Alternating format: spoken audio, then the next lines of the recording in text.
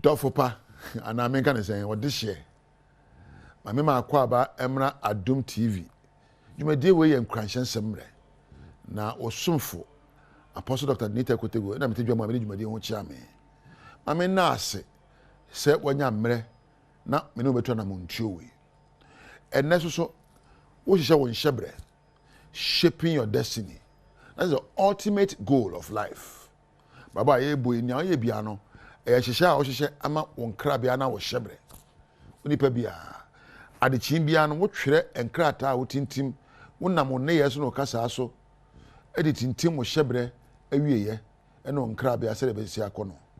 Se mpo se wo pesika se wo ye adwuma wo Adom se wo ye adwuma wo bank se wo ye posini e nkra bia na ahyehyɛ na nkra bia nyina so onye sika abenya nkra bia nyina so enye dan abesie nkra bia nyina so enye wo ba be wa ano ene mpo ema obewo won nkra bia eye nneoma a osusum be kenya wo na wayo na egya ensempa ene ne yepa ene mpo bibi eto enchirima abrabo so ene efe no nkra bia ohun won kra wo kra ebia ento kra no ade a isa wo kra no edimu na woyo na edukodum pempenso bi a dan kwa ma se woni ho a ye be ka wo ede sede na osebo aka woni eje fe no se won kra ebia ba bia won kra wo kra eko ana wo hyebre se da wo hyehye wabrabo akoduro no na ene so no me de bibi brɛw me fe no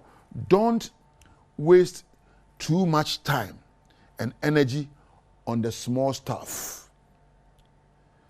Men say emre ni wa hoodne wadwene e wo nneoma se be emfata so. There are many things that may sound good, but you have to say no to them. Oh, nneoma bebre wa ase yo ede yo fine ene de amromu ya ho beto hwene ye. Don't waste too much time on the small stuff. Joseph oba ho feni eyi ne hu agina nanim krache woni menyo prache hwe nufu oni o kagana ni abrante ya wakonko asum ne ayi nufu ante se oba nso ho fe no kura mi hia oba no 10 gram kokko nufu se bohoni ka onyanka ka Joseph ayina no okonom. But Joseph didn't waste his life on the small stuff. He was focused on the big picture of his life. Onim de na nim enti wankopa nufu anom. Abrante reba wo tie mi. Amurumu aho kire enkire se kwa nneoma bi akeke. Ono na Joseph ne ho akire de na wafia owonko asum anka se bi oni oba na yefan anka de na obedie. Anka che se but wanhwe amurumu ahoto ne anigye ohwe dan kwa ma de nani tua ne ne hyebre eko ena obo ne nkra bia ho ban anyo ne eso oyo amurumu anigye to na bia wo fa kwantia na ne musua ma empani se wo fiti frɛ kopɛ eto osia moja na eba ti gya se wo de amurumu ana wo pa anigye na wo ye ne hwɛ obi wo se me ne nye me kopensa eya amurumu anigye no obi wo se me ne nye me nyabo ebi a amurumu anigye obi ana ne nye okopa ga bi sa bo ene ga na akofa no ensam wo akiri wote ase sansa na wonom no amurumu anigye na ensam wo akiri. In every life decision you make, your decisions come with consequences.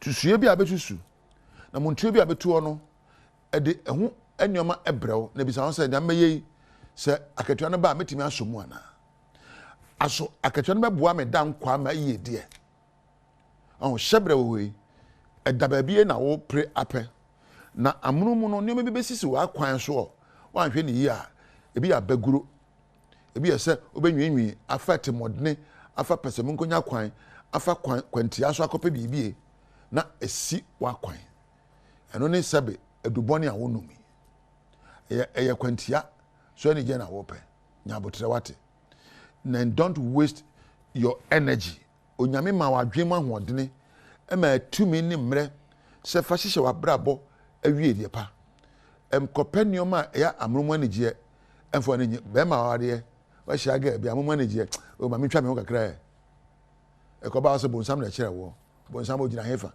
bonsam ni wa adwene a wo dwene wo nyame ne bonsam onte ba bia ene adwene a wo dwene. Every day you be faced with challenges that are both bad in nature. You face with changes and obstacles and setbacks. There's no sense in worrying about them. Just ask yourself, what do I need to forgo? And what do I need to learn? Yeah, when you say maybe a TV show or the Adom TV there at mum. But if you are a swinging for so, now I say 1 or 2 hours, now they've had the chrono. Me was 1 or 2 hours, but you share BB or internet no so. Oh no. Nyoma sabe ensem fata amrumu ma oni je na hoto no ya na wasusu ne yokakra enyoma sabe ensem fata ya amrumu ma oni je na hoto so no ya na wasusu kakra ebia oni obi ya ade meye na ade me pra no me ka bi a che no me mfa nche no ya amrumu enna ma oni je na ebe wi ase no so so no mpe tisua sa suban we papa. There are situations that you cannot control in your life. And remember too, I want to meet so. But modia na jaho na ko wonchi na bisa ho say akande be na mehia suban be na mehia ensem be na mehia aka afa sa ade no ho na mabo atra enyina mu nsu enyina mu mmosobo na dankwa ma se de tie bi abrabo aye boyi se wo pese wo yodini so person abrabo di mu no akwaside de obehia bi obehia da ya werɛho obehia da mu odene obehia hwase obehia nkuguo na obehia mposinto ene mmerɛ yo mmerɛ ɛka abrabo ho amase twedwasu ɛba se obehia osopo mu dene na wagina brane no aponim die ne nyansa kasapa ne suahunu na de bubrawe abusua ababanya meresa o woni edi kan wanya yidempa no wanhuri prekope ankodu ho sempo woni Joseph na tie na ahwe kwan ofa so akoye odini ebe o mama e wo Misraim a na menyaya anka be Joseph ka wa krado so be fa baby of fire no na no me sha brante bi o se ni menya anka be se o me se hwe me ko woni mbra ni pa bra ka o nka se menya anka o te se me so pese o ye se me a bisa say nyoma me yo ya meduru bia meduru no ye de ma betimi ayo manfa kwantia me di nidie e mampani me pemre esua de na me twekura da bia me sua de me di ahobrase e ma me ho na me so da e pa ma me da achi na me twana mu ntuo e pa me da so akire na mpo me ka kire me ho say me pese me yeye e buru me nuanom nyina so na dankwa mamaji dini adabusua mu na no na yemfoni a metwa gu mani so na ne amesua ne do be me akwa ma obi fie esom nipa no enne ma ne yefra me kofi woni nim da se me onyansani me soom kosi se da ba ko hu TV so otuka ba eye wa se ye wo nyina wo ya akwa ma ye na obi bi a wo yo me se akwa hase na odehye wie ye no me ya akwa ma wo ba na mo ni so de me odehye enti nkwa sum no bi sua ade firi wagya ho bi sua ade firi mu fi ho na me de bo me ho ban e de ameyo ma fiti prekopa metra ba bia meti e ho brase e tu hu ache wodi na meka na so meka se mre bi me ye adwuma oba bi ne ntua meka ma mpusu miti me ye adwuma se me ye no na onim se me etu edi kan no ya ma me 50 Ghana cedis me diminikan be che ma me ye tua meka o me bose na empo me namfo nwa ase ma me mpempem me ne so ketwa na de ma me no na me prekomanim eye adwumadene ekosi mra me gi me dini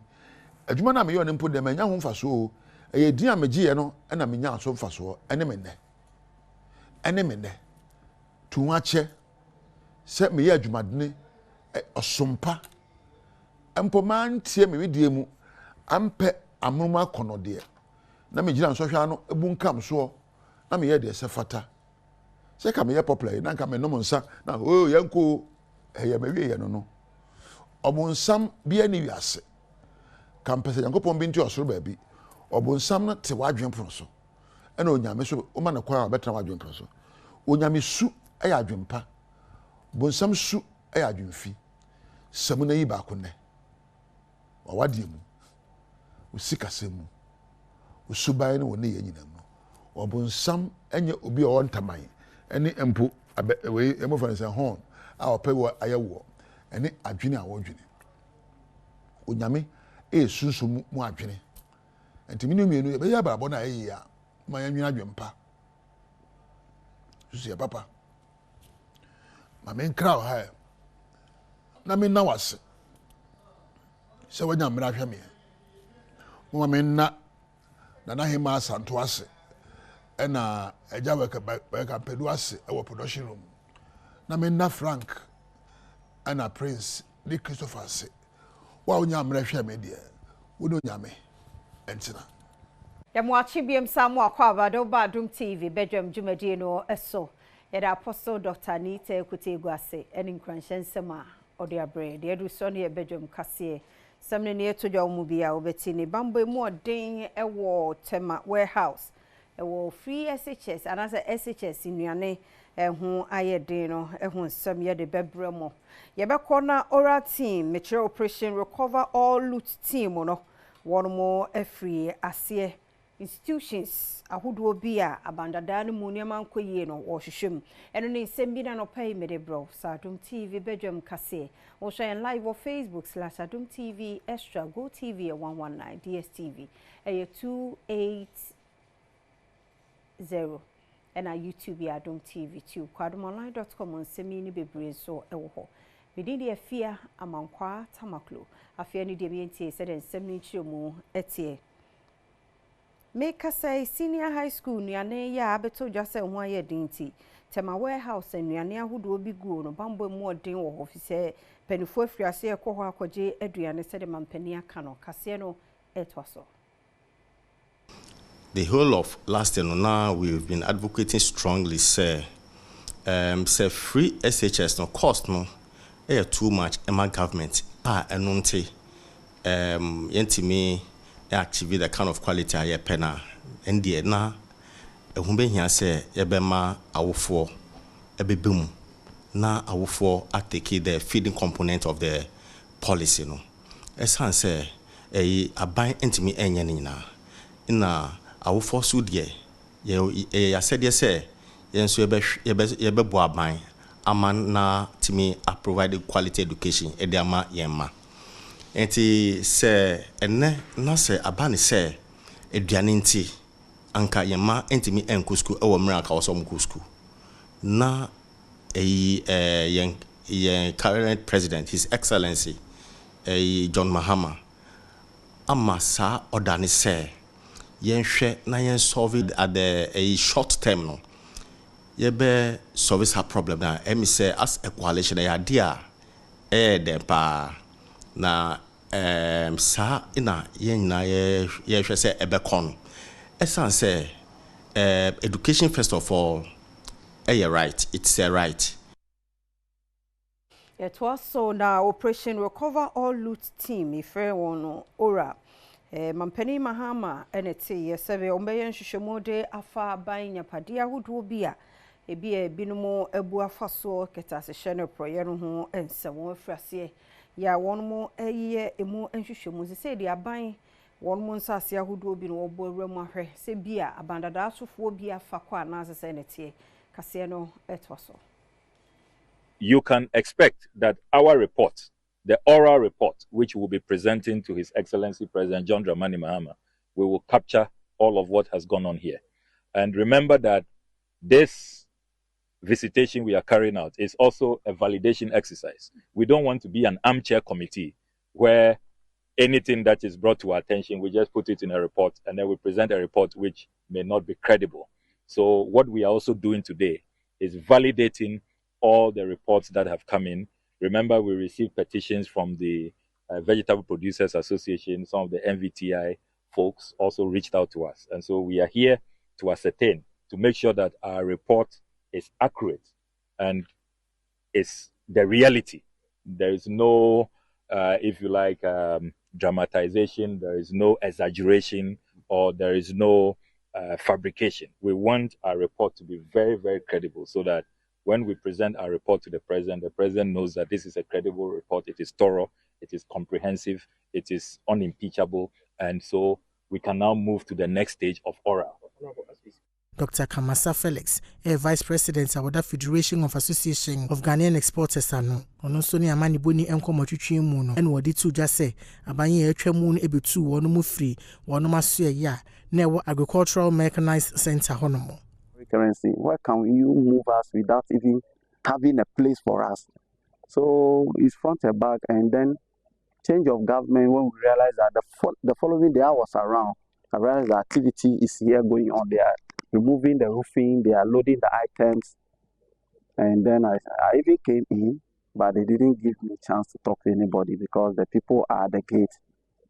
Then actually that's what happened. But we association, we are over 3,000 members, and this is what we do: employ a lot of people, we export, and when we want to encourage export, they shouldn't be doing. We are not saying that we are not going to go, but get us a suitable place close to the airport, then we can able to move and go and continue and do our business. Adom TV Badwam Kasiano eso na President my Institution of Engineering and Technology Engineer Henry Boateng ede to NDC amanyoko no administration ye ni ye one more say yensu anom ne ade illegal miners no emre no aso sasade ni nyina no ormo hwesiesie Adom TV kase etwaso. As an institution of engineering and technology, we are part of a coalition against Galamsey. I'm saying no, they say, but you because I can't say idea edi on my nunya. Cause bra doing health infrastructure. Hono. Let's all see a nema a day in the public call ya no muslim by I still say Galamsey in Sudimu akotin pa. Inti yedenya me ase so de naba. Me so no so obi a oti asem. Because aka no na mrie animanim ya no untu anamon emfa Galamsey a ese yinsu ne yakwaye ho. Yeah, okay, STEM program as science, technology, mathematics, and these vocational training programs now. I'm say okay, power. I'm so okay. I say no need tool or the bekun etia unemployment, any development of this country. Say I'm friend who training on mo school we are. I'm establishment say idea here papa. I'm say who here a number of engineers, technical and vocational students about out no almost na say ye boa na itimi estate up because the public sector na itimi absorb wo nyina it say fa kwan fufuro bi so abeboa asset up and na president guy say it teni omu wie a you be find kwan bi so be setting up individuals it you omo ye adwuma no so omo create job for the others it ya na mo papa washese obetu yes ye better na chi bibia mu ne mo bia say institution no ye de boa na support no na nani so ade hunu so de boa mabu na pese mo ye insano adwuma na mo man etumpon because every country be anywhere without technical and vocational engineering no amano betimi etumpon amon punto gina say technological advancements so based on the engineering years and vocational training here. Kwashiman Anglican School ya na no deja to mo shefa ICT office staff common room ne won library no any classrooms ni bi no bepem sabri nkora no omo ahohehia mu e be ombetena suade ye won hawo odo ade se atuja I tried this and this is heading because you're buying. Nay, and you be a better until last week say you buy Wednesday. No, or more catch say you coffee, and yes, about Tuesday, and so almost see you coffee. So more catch say Friday, the Mayamba, but Sunday PTA. And so more catch say, and then I buy, and they are buying almost some day I call from 1 for class because I want the I say and yes, by about from 3 for any library where they are say cry. Nti adisiane die sisi ade nsia de tete wakeke yen sha adisiana se cause your school na she nya bebi ntina nsia de afina chiche so no mo sha de omo be ye ba no mama yako ye koye meeting wo hono ye ba na ne omaka chesi enko ya ba akosan be say 3 times ni boy homodin say ne empenifu a wo mo ewa ha bi a teacher for any municipal director of education ebe twetwe nkomo nanso no yentimi enya omumu bia ene omo eni nkomo bedin e the Prince Owusu Esiedu Adom News. Arahosamon so ebeto yama menom ne adwadifo a water chiman market if he say eja eto mu make say na pata ahodo be wo hade eja no ehye won sika twitwi die ene na eja yi afa no kwa kase no eto aso yi na ye face say ye face say a brand piece market sia ya yeti ho dada no MCs ana mpanyifo eba ka say nya abotre na abotre na ye benya enam samu ye mpanyifo ntino abotre no ba na ye aba abebu aboye enna anda ye si entiase ye nka se amumbe ma ye bibia na se bia si amumbira bia na ase no se bibia ja bi na amu de bre na ma jutre ni na ma ye na ya ye aduma se amuso betima boa ya na ma boa amuntimi boa ya da ma se na ya yenye ya aduma ana yentimi nda entina se ho na ye hwe ye yere no ye hwe ya busia ye hwe ye mba ye hwe ye busia enti wande kura mi da sia litimi ya aduma ma busia nyina beda kom enti inda ye Monday se tina na pa ana se kosi anwumire ya hunga tetima mpanyifo bibia na mo bia matura enyankopo eya adom tina na pa ye bebo bia beba bia wotida da obebo na pata.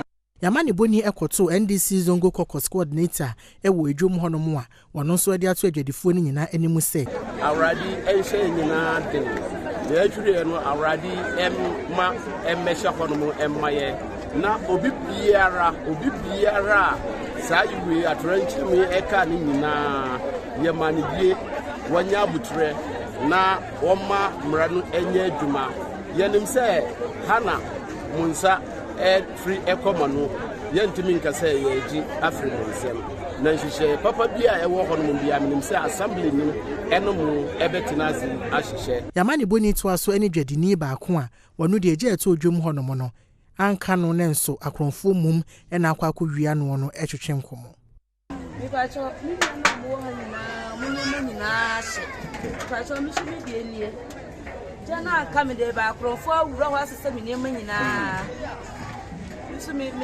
dia na nti aban yesere no omre meboa ye wa akronfo na aba besisa no ma no dia akronfo na besisa bidam ne menyi etwo so dia na wo jahihye mu ensem ya yekohwe tachimandie ya wo fi ase ekeka ne ma bomu ye mampani John Dramani Mahama so ede ato edwa se ya na enwanwa se eja no so ebehye bia nso agesa na dwo ne ade no emu owramuti omo behwe na dumja Jumakuo no ne anadwo bi a wo mu gyegyina honom a bebo honom ehoban kantamanto no obo epini ho na woni wo mu mpanifo di nkomo ogya to mu na no dey e no den semi etudwa.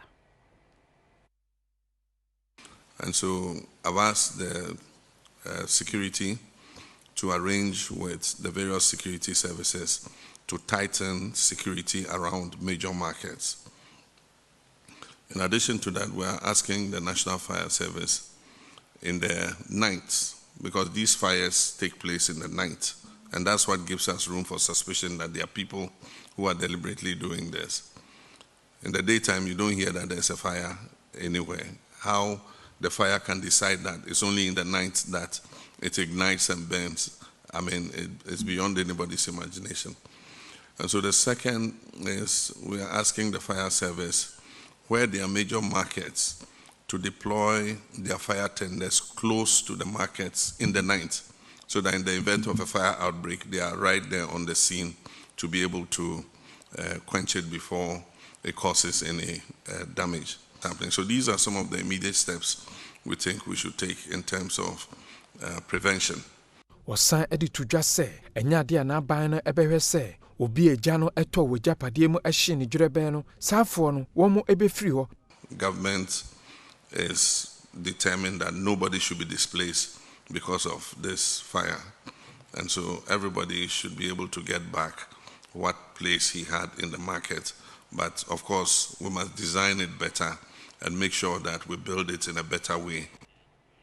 I'm here no Adom TV Badwam kase na hana bema kwan na no pay ye de sia seda no enkoma wo mre no adaje a wo de maye erade fa nkomra som James se wo fifie dia ne wo nkoso na ne yentena wo YouTube Adom TV tube ye dem live ho na Facebook /Adom TV extra ye kwaba be 2 minutes yenche yɛtoaso de the one krata no ne online de abro ekwaba yada say yamwakwaba bi me ya Adom TV Badwam dwumadi no na o hwe no ne eye benada na 14th nti nche na afi bosomi ni mu apai koso na pem ko wanim etu a o ka che ayampa nti esa na ma January na yetenten de ama nche kora wo pesa akatua ne bantem no dwumawura nsusu go ya na January no nema is slow kakra tu ko to dwan mu a na wakai adwumawura na wakai aboafo a wode wadwadie abeso asenenti yenya bitua oka bebi a wo bia bompa ma adwumawura no ne adwuma no mu mpanefo se be ya bibia bekoso eyeyi a na nso eyeyi de amount ye mo ache ye mo akwaba mene ora Bismarck akwasinsi aboaten eni da kwan se bre bi beso a santema mpon kwa akogina ho na waye no honorable good morning Patrice Moses me enya me ebedu na me komanim kura kokura we move we can't wait for you mene ne wa ha no pay ade achi a address fine be men munyamfo mu ache mu akwa me Joseph ya boko de oh nyame adom e de yame ase o so pese o gina wo bodwena na de be ba be yi ano no the highest offices in Ghana miensa nti presidency parliament and judiciary obey chief justice obey first lady and obey president me se me ko MP oh there na se me nwo ho bia ba na me am so ma brabo no me komanim sara me kire enti no de and no ye ka power me me de nye sika sem de power to yourself me so me power to the people to who Oni osmoni PR no power to the people. Me wa asa no perform for anya fi. Boko de. Oh nyame ado. O de bi if you so kasa isi uniform. Motete nkrante ma nyen say o man Ghana ne nyina ye nkran. Kofom. O kofom. E na obi an kofom no. E na ji say teta. E de ba. Na eye bo atare mu de. Ene ye de. A design bia make say bia word bibi so ade che bia di word bibi but this month cervical cancer awareness month. Oh okay what came me fam obia mema no kra mpo e was so bia nkra no mayu no from 9 say fa no ko na yenko bone vaccine ni bi okay e mo no ho ban sa cervical no wa mo ho ban a na kokram de no ho aba bagim e de no hujim so na ye nsem bebre e ha dwen boko ne 3 times wo em se be month or 2 no asa ko second one no asa ko third one no e de aka ho that's why bo ho ban tin kura no mo ye virgin fo no ye mo ho ban from now tie ni o the underlying word is virgin for no ba ye mu nyina ye wo say ye break it da nyam degree abom PhD ba me che say enkura na e ba mayo ano omu say na o say Millicent say or a virgin say so one dey no so be oni be ma bi ahia onkonya problem na e bi ube ha wani ahwe no or a virgin enti ye mama yo no ye start ne am bobo no mu mpane no ebi ye mom ho ba because yare bi a kwesi e ha twen ya say wa wode no anu no ho e ha dwen ene hu so no bi na bia na wo be fa ne say bia infection no a bia kekenti wo treat until we go hospital ni yakwa akohwe ko ne nhwe wo cervix no ano wo de no ano ne nhwe say ho ye kama na tunya bo ho ban wo bo pane no na bo ho ban fi sa mo no a e ma ohaw e ba awode no ano na ye nyina yaka bom abre cervical cancer no ase so okay cancer na atwema adwene tem nem so ultimate ready a graphic report or the buy say oral sex the leading cause of cancer na me kan kakra I think a hard drink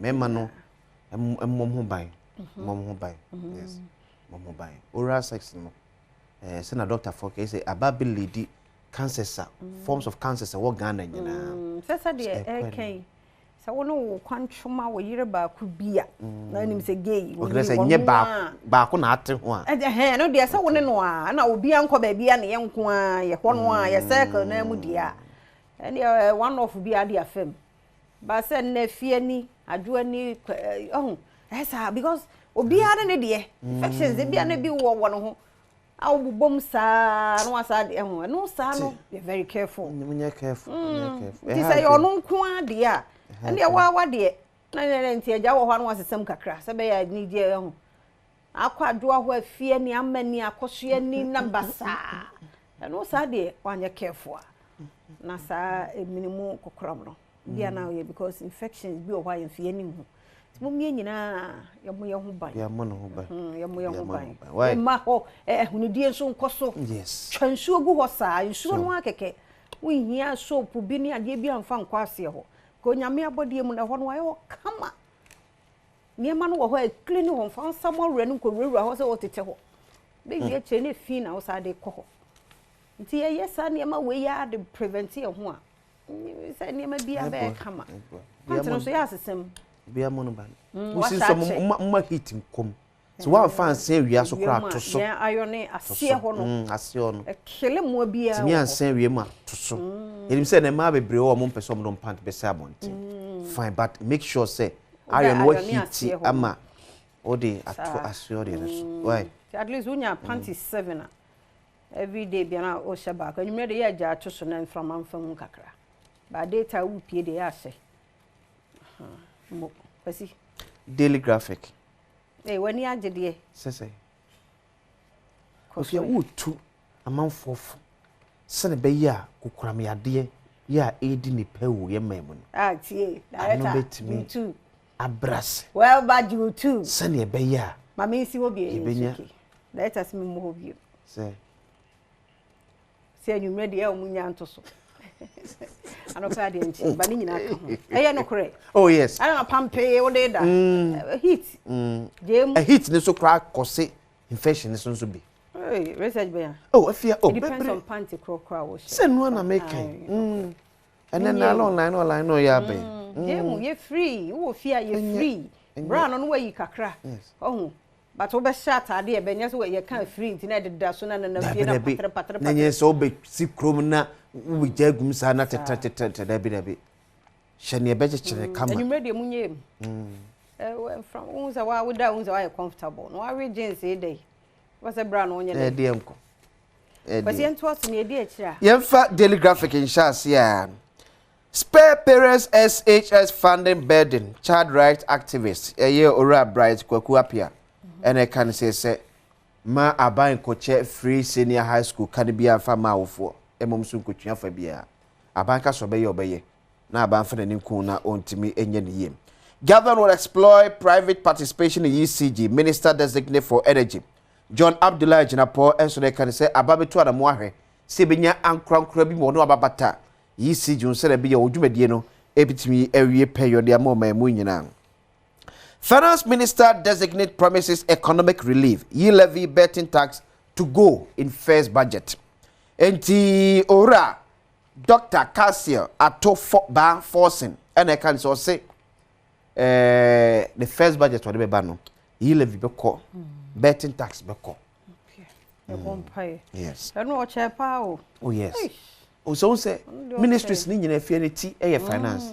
Yes. Chepa Niti nyina finance na anko yi a bibie nu a ebefa but me emfa we ntwa so okay ntwa we so yes mo enti we no ayi Dr. Peter Pateanti and was a new government must secure sustainable funding for free SHS free SHS said the ekro ne de o si enye sika botin bi de to ho yetime de boa no ko adomonline.com detail ni nyina so ewo ho na ora bright appear ono so de nkra no ho asem an o kama wo no say adding private schools to free SHS not feasible say the private school independent private school kro no private no independent private school into come because American International ain't be for mon free senior and all ka say yes it's not Odina because if you independent private because private school be one will be a fees no akwa anymore be still ranges between government there no 3,500 3,000 and then, as we speak, Aban spending about 3,000 Ghana cedis per head.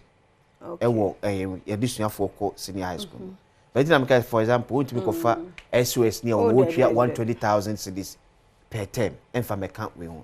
We offer American International on which around say 54,000 cedis.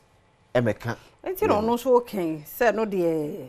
Oh, say me the year because a boshe ya ban share eti also mo chim and also tell say your private school bia one kasa kra kwa mpese ye school kwa beka free in high school levels ora patisa de we to just say and many ya no say education ministry minister me I know everybody district yeah ministries bi o hono mu a no de enche because see ya said the aduane ene ho nsensem no so wo ho to we so de ekokobo em say no na eda page ne so na nya no no ye different we be cautious in handling oral matters for oral na ne ka no asem me ho we ko yetu abla kwa oral na making nti am asem no say jini buati akotro graphic for page na say please don't confuse the oral cancer with Bahamas oral.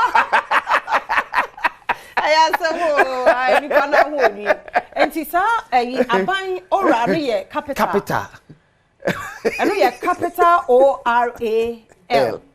And oral cancer no ye small O R A L. Enti eno de no kura no no aboa ya de so ko clarify ho no tesa na fo no obey aboma. Okay, yeah. Advertisement of ministerial means 2025 budget to scrap e-levy. Okay, I can't want that.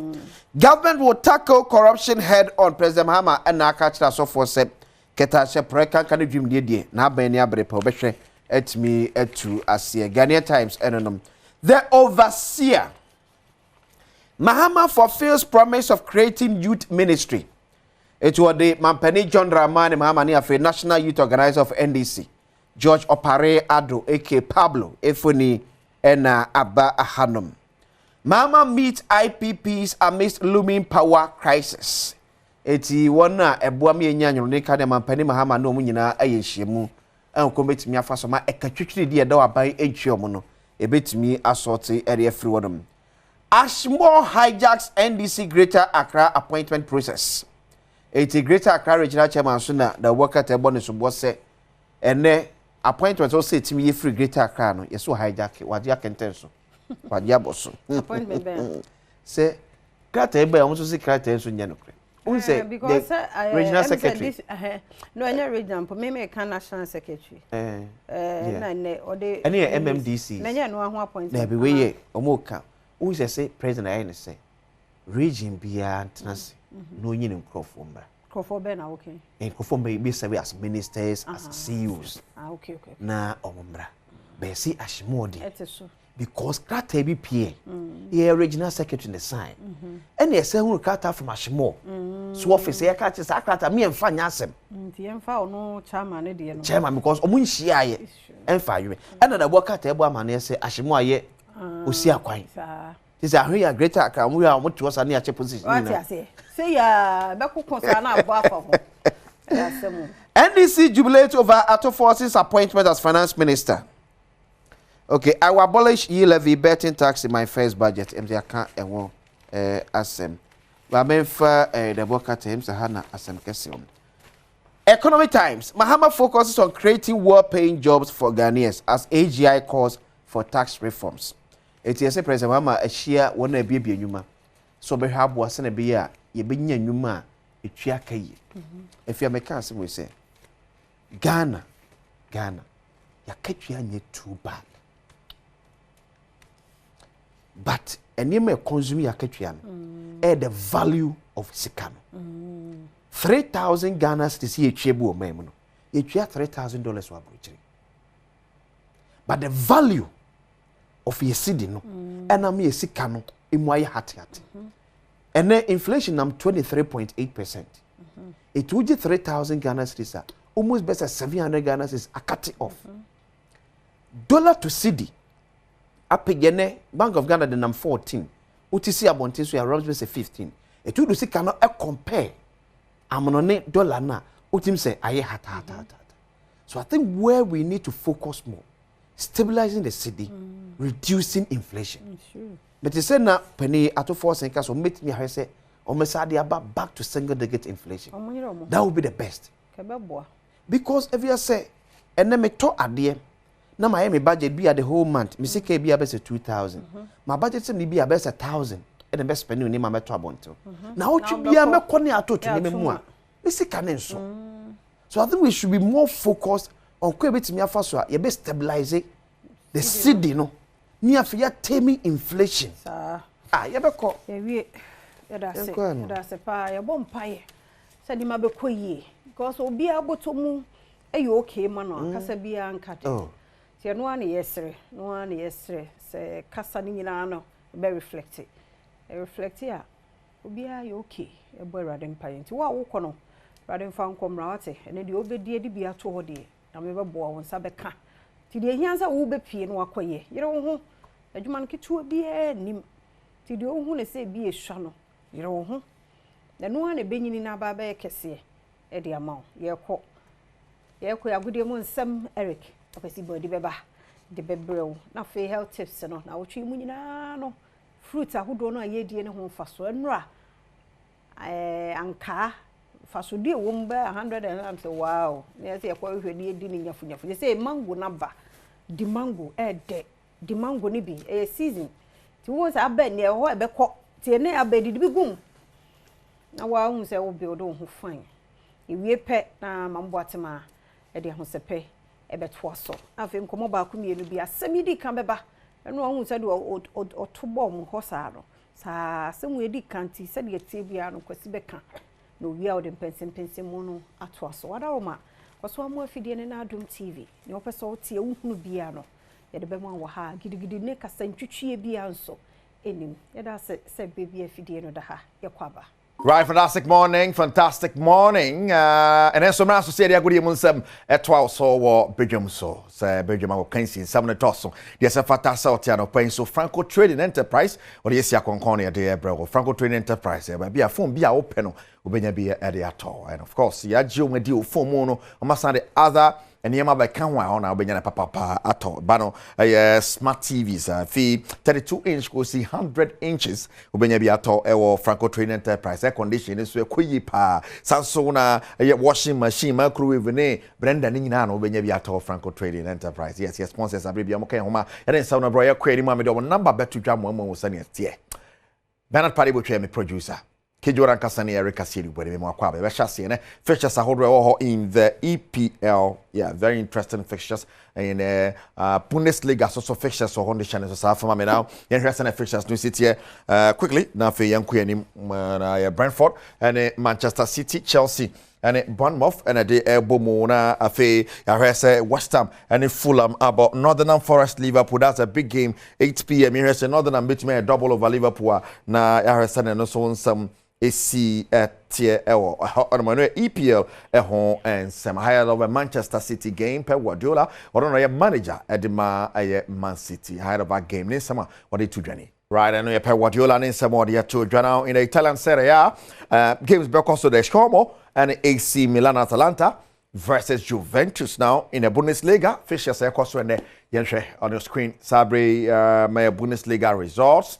Fixtures Holstein Kiel, Borussia Dortmund, Leverkusen, and Mainz 05, Eintracht Frankfurt, Freiburg, Wolfsburg, Borussia Mönchengladbach. Omo energy Pimsoa enye asem ketwa kra ntishane so sa yafa emame now yamra fi na emhe de yakoso wo aye efie anra okopi mu ewo aye vetting asia gene bebre na epeti yese finance minister ya boni din se wo no ye toto na bibia toni ono na ba ba diza adwuma no ora to force ne kopi mu ho ye bisa ne se atete se betting tax no mu yi bia fi o betting ka ho betting mu yi anasa mo ye ne dan ora to force and somebody to dwa adwuma de na se de. Some of the taxes out there are not bringing in the revenue that it should. For example, the betting tax is bringing in less than 50 million Ghana cedis a year. It's a nuisance tax. Scrapping 50 million Ghana cedis will not mean anything in a way that will affect the economy if you are to adjust, particularly from the expenditure side.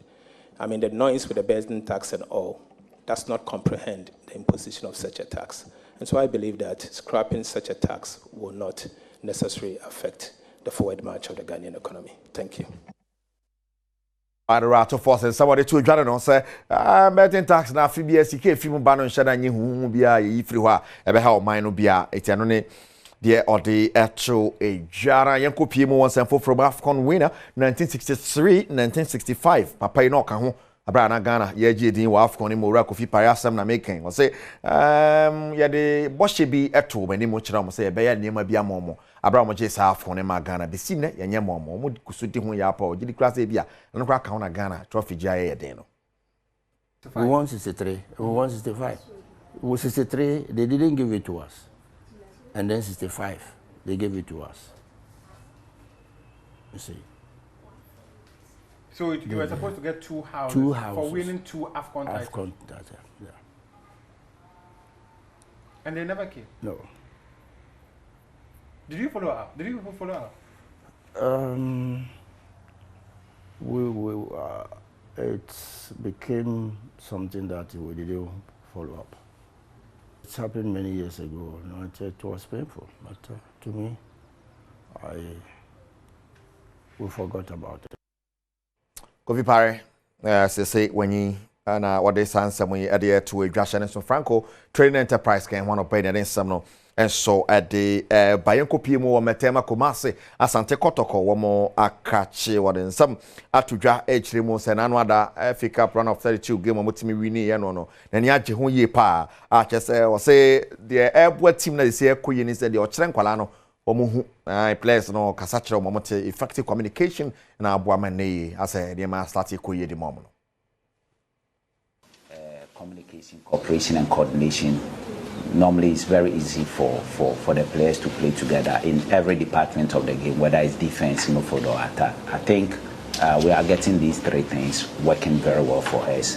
In addition to other things we have been doing that I can disclose to the public. Well, that is our weapon. So I think they communicate very well, they cooperate very well, and then they coordinate very well. Right, and on some Prosper Nete Ogum. Or the actual a jana, Yakuanimo Sana Yakono no Shannon Sumami says he see Obie or who becomes the next sports and recreation minister. And this week, likely said to Johnny on Sunday, some so see the city.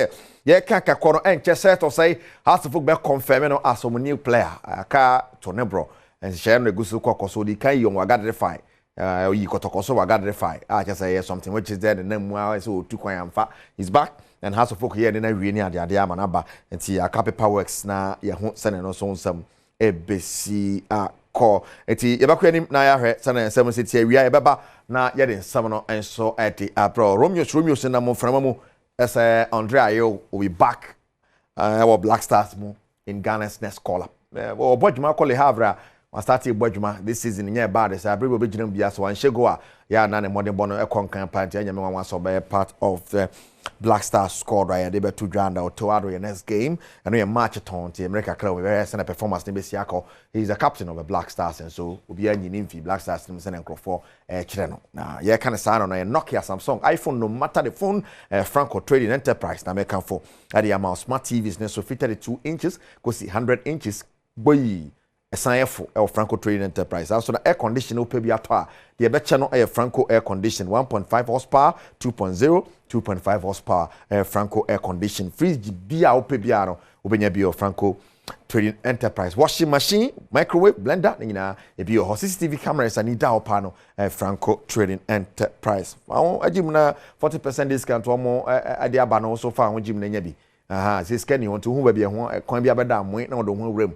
Let me be at me from on Tempaso 02 4642 2338 02 4642 2338 now 0555 939311 0555 939311 and we have Franco for one more number 0302 225651 and you see a Franco number back kwa beti the account from Neomodi and also Play Store, App Store, Franco Trading app no bibia easy. I was so na obetimi akom website francotrading.com na ensa so bia oni omadi select any ma pesa woto na aye easy enso e dia ma Franco de esi akonkone ya gudi em nsamede bre wo ya bakwanim bana pare bo tweme producer keju wona nkasa ne yere kase edubori bedwam so wani tweme wie ya apomode nsam oto aso wie ade aka so beba koso ha bedwam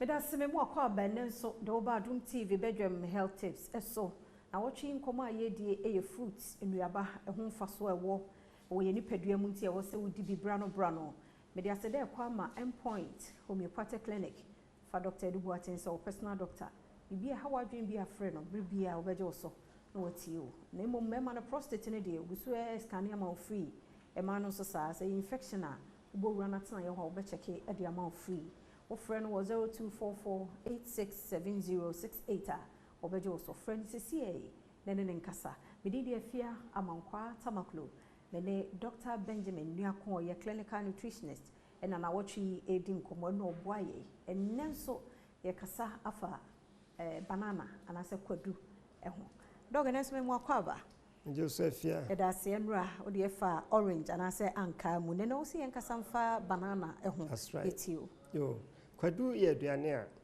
all over the world yedi babia okay eno kwa ne aduane a almost wiase babia obi edi on okay kwadu boayen akwanhoro bebre so na ne titiri pa ye heart okay obi a pese obo akoma ho pai no bo modern say da bia obedi kwadu okay eneme kwadu mu edoso na kese ba ko page na ho ye potassium potassium no eboa yakoma no eboa akoma no ho bai na afi nsuso potassium ni friwa magnesium ewo mu iron nsuso wo mu ani nyina eboa afi B vitamins nsuso ewo kwadumu a eno nsuso na generate energy ema akoma no nti obi a mpese obenya akoma ho ha no ese odi kwadu na eno ni aduane a potassium sodium ratio no aye excellent almost a sodium in potassium and a potassium no and a hiama akoma no papa a ebo akoma no eho bai nti yama modern say bedi kwadu na akwa nti obi a wo hypertension obi a wo arrhythmia obi a so akoma ahono obi a o heart no efeli obi a wo atherosclerosis ene enema chese akoma no hanu bia de best bet kwadu no yedi ne say yedi no how many we say 4 na yedi am sanka na o kan kwadu no say yedi ne say 4 o kwadu tutu abetimedie bia but at least 3 we did 3 fingers au benya de so nya bia okay yedi no morning na evening na afternoon ejina wa o so sane apen but me fan say o breakfast wanya oats kakra no wanya kwadu be 3 fingers no wanya anka no be 4 na onya pan no wheat bread ka ho na seed ni ka ho you are good to go na de ba ko aka me kwa do pa me de oats ne banana no me hwie mo ka taso milk no yafa ai almond milk almond milk evaporated ne de enye wo no ayi wo mu too much cholesterol no fat no doso na ade ba ko kwadu ho ne say ayi bi mo a e friend serotonin ena many penije mo fat drugs no nyina no omu ko high because of serotonin and as serotonin no so as a vasodilator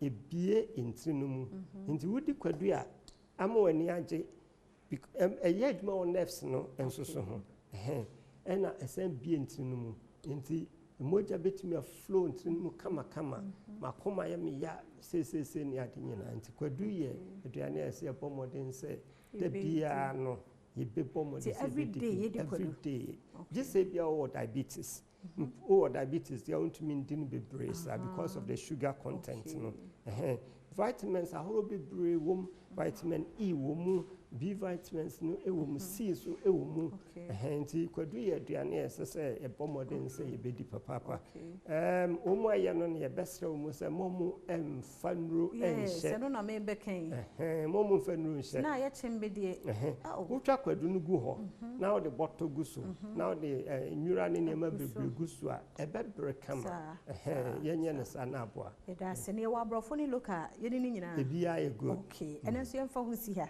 Ochina nyame ya adom e beto so o number na ye 055 333 9915 sa Dr. Benjamin Nuakon or clinical nutritionist ne number ni ye di nkomo na otwe ya fa fruit ho ne mom bibia how ye wo diet no me ade unim se no de bia am de ne ba nkwa hia so ono akwa ne befro ti mesfro frɛ no na bibi chi wadwe mo pomodin titiu e waduane nsemu a obeboa Endpoint Homeopathic Clinic na Roma eno ma ye djumedi bro medidi afia amankwa tamaklo adepache ne nkwa hoden wo ho a ebesehia That's yamu akwa baby Adom TV Badwam dwumadie no so health tips no ya wie na ochi mu nyina fruit bi a wudi bi ho faso ya de bro e wo so nti wo frɛ Endpoint Homeopathic Clinic 0244867068 dog bejo so ya re bia ha wadwen na wo frɛ Endpoint a obejo so ye detox a ye di ho nkomo na no memende Mr. Frɛ no boru a ho na kohwe wudi mu manema nyina nsam frinfri ni padua mu de enye no emfri wo ni padua mu 0244867068 yada sinyi mfri ha na nkomo e wo ha no so pa Grace Gift Herbal and Laboratory Hospital for aba ye ne omba bedi enkomo ahye anxiety no ne moja broso ne sa ade no ohu ni nyina so ohunu wa ohunu a na na mo say heart attack ne sade ne ya ne hadwe ene so Grace eva no mdo ba so no kama ena aba be kan abusu afi nkrofo sesem pa o nti sesem wo ho a niam bi aye no last year no na wa sesem kakra na ama niam mu aye fe abusu ma mo afisia pa afisa say na enkwane ahoden wo ho na Grace Gift gina ne na iso amen na uglo sa na uglo ya amen ye oba veve yes baby ho e fedodo me das bisiesia kwa me so gina na bodwe no oh yes and the chinye bi ani mu it's my fan start oba no way so they yato wonka o msa fi nyina ye nte wonka de am fan fi oba paso and ye kan about them and let the won say Grace Gift ye no ma bebre na ye kan no ma bebre so by ne no ye pese ye ta ye nkof wase safi ni nyinemu clinics bebrebu hospitals bebrebu and so mo gi ye dro padi ye ene ne ma papa ye doctors no etimi ye no mo baye enti ye mama fishi apa ye do ma sin so wo maba no mo ka kire nkofo ne ma pa Grace Gift ye tina Grace Gift ye mama ye oba ne wato nchia yes bra na be so hye na be hye se nya omba and so mo nyina mo ba mo hu se yakopon afa ye so e de na hahan pa aboa amomho ato enti ye do ma se ene ye ka kire obi ase ye ntum ye na ye Christmas ye kwa yanko break na ye pese ye show bibia because nkofo be didi abo so nkofo ye parties wa ha nkofo so didi en wo so mo di omo de nsa ne ma ne ma ebom it's not Grace Gift ye twa ye hye ni pebia ye hye Ghana fo e be se Ghana fo ehu hia yen wonim se ayi afi mu so ye to aba ebi mu so akoma kosro last year to aba me dase eti ye ba afi ma ye hu yen ye di nkunim ni yen ye ni nkunim no ebi mu eniji broso e ma ne ma ha o makoma ne ma ebi so de no mo expect no anko yie enti ma nkofa akoma ene ma nyina akosro Grace Gift dey say I no wa check your pressure aya no wa ba bibi ha obi no nya bochi no wetie enti na Grace Gift ye ho no ye ho ma Ghana fo ye ho ma ni pebia na so me ana mpesa me kan ma ho sem bebre won so ba bi wo ho a se bi wawo owu wie no enioma anko yie enioma hyeda aye basa wo oba ohu osa no oba Grace Gift ye be show na bibia esini dadem na bi so akọ parties akọ programs where you so washrooms wa bonti when you infections ya re bi akọ so asa enioma anko yie e wo ye mba ho no etu ba Grace Gift so e ma wa be mu bu ye be boa ye wa hahan ya de be kam aye do betena nsu so na watena se na ye steamy wo ba no ti se steamy a obesi wu dadem etu bi ona na be mebu na ma na odwini ho na wa ye basa se matena se ya tena se nya confidence oni bi because wo sorry ne sebi nka bi beka o sorry na ha bi be basa oba Grace Gift ye de yenjeje ye ma ohu se yare no be efi bia no edru ye de be kan no esa se ya hahan na ye nyankopon no de edumie no ti ne ye friend Grace Adom achede no baby yare ni fi bia e be ko na Grace Gift ya pese ye chere Ghana for se e ma be bra kwa ware o so awo ho nyame na che bade nso wo de fa nipa so o ma yenimdie o ma yenduru eto da yense onum ni nkumafo ye hayem ba no na wontimi wo na wache na we ya abortion na we yese na we bisa oba be ma ne say ne ho te say oba Grace Gift be mo hu say enye oba nko na se bi onwo e bi nsu ana wo be ma no na efi ho enti ye church onyoma e wo se wodi ye ma wo han ne ye onyoma ma me de bia me kasem de Yakopon asese me share Grace Gift e se me papa wo mi na ne kotudwe wontimi nya hye no frame say wo twemu achemata petrol wo hu dai fefefe bi no onim say hospital bia na kofo ogu ho wo hu say mama fefefe bi bo signboard so me fa ne nkore say clinical papa friend am de ne koye me nuaba me de ni duru na laja no tena konyam yalo wala ya sorry e na obutu wa yalo akobade man am say Sadi ti imagine me papa me dem ho be don grace gifts. I'm a body rule. Sometimes I share do baby I say we are giving back to society. Send your dey ma ye change me any drinks no mu di we na dey. Ba umpo mu din e na ye wo nkwa. Be nya say we are wa hu obi de wani be for ba say wo ahoden a wonnim ne yakopon e wo ma wa brabo. Some dem ho don grace gifts. So me my papa sori jane na so am alaji koba. E me na the 16 years old girl come me sister come ho there. Let was say me body rule because alaji jane na so. The grace gift there o my ya there me say una wo so ma mi sisi ni nine ni baby I want me sorry say you stroke mpa me nua akoye say magic. Say na stroke for sisi afi we one more sorry fit last year ba no me say me call clinic come say wow yankopon wo da wo edi for grace gift so one more sorry say o ma mi bi wo papa bi ani sisi ni jonku ni kotoje wo de bra grace gift bra be so she eti ni wo din chia no me da see kwame ahe sa e kwame den why feel oh yeah and ofe bi edi ngumo ni nyina ai wa ya na on say na me say e be touch a little on anxiety and depression high blood pressure na ni nyina ya as a result of on say abato amanyosem na ya akoma adwuma yes amanfo do mo shame to the sense results na nkusidi osi pena ayem hiheba.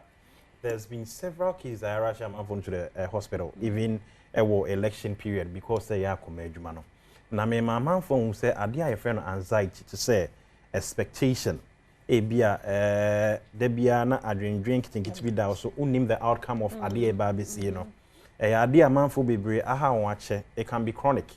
A be chronic sana na che say affect your blood pressure because at any point in time be extremely anxious, I'll be experience a shock. Ebia no she muda said there's a significant drop in your blood pressure. To bua obe experience shock na say ye mu ahye na prekope no asa ni subiri bi yaba. Obi o ha debia because of onim what is yet to come ninchi no I am just here on so pa.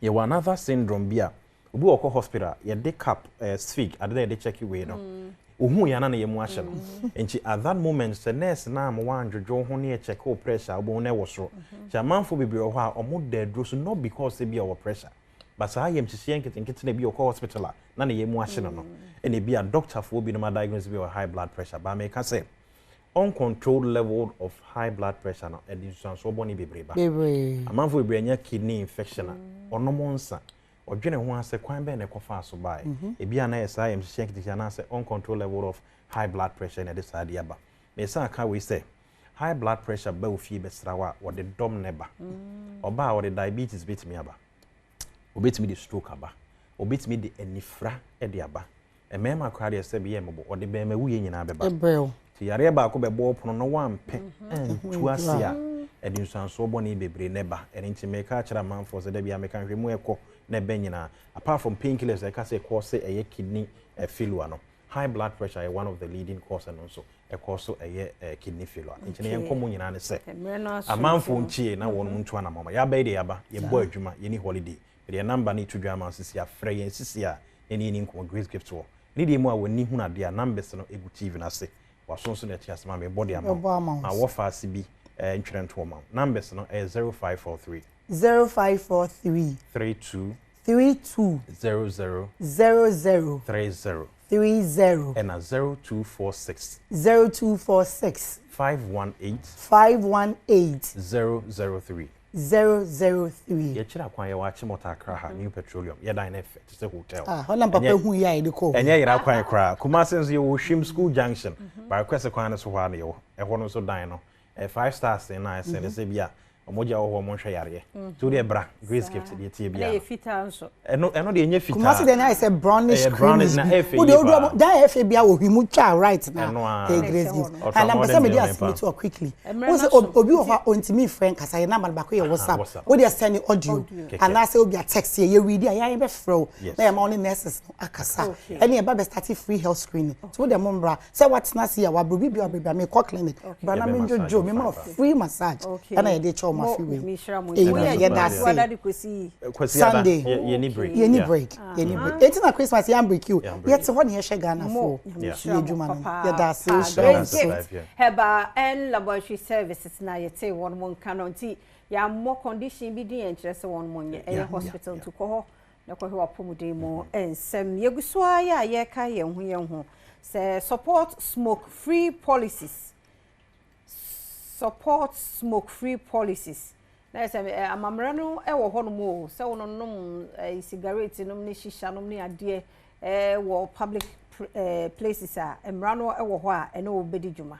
Na semwe yaka de ayetia se de wo nom no kra no enye problem se me ametwe me amenum bi na metwe ko bi mu no me problem ne be kese to bi be yare obekọ hospital ne ebisa na anum cigarette a o se da bi nse da na bi a wanya problem we to be hwe bia na obi o wonum a oben no o twugu no so be bia ba no wa wo munum cigarette gu ba bi ebotire su nti wa hwe ye ma ye wo ho nyina be wi na wo mo lance hu na ye problem secondary smokers dangerous nti na ye boda rule no nti mra no wo ho se bia pubs ne restaurants ne bus terminals bia public places bia be no mra no wo ho na obedi djuma nti ye hya no so wo fie so be ma na wo nom gu ma no nkura no so agyae na wo ma wo mo yare the boy food and drugs authority won ne won partners na de by management sciences for health na ebo sada we nyina ye nka mom adwuma mba bia wo bia obi nonom cigarette gu so bia no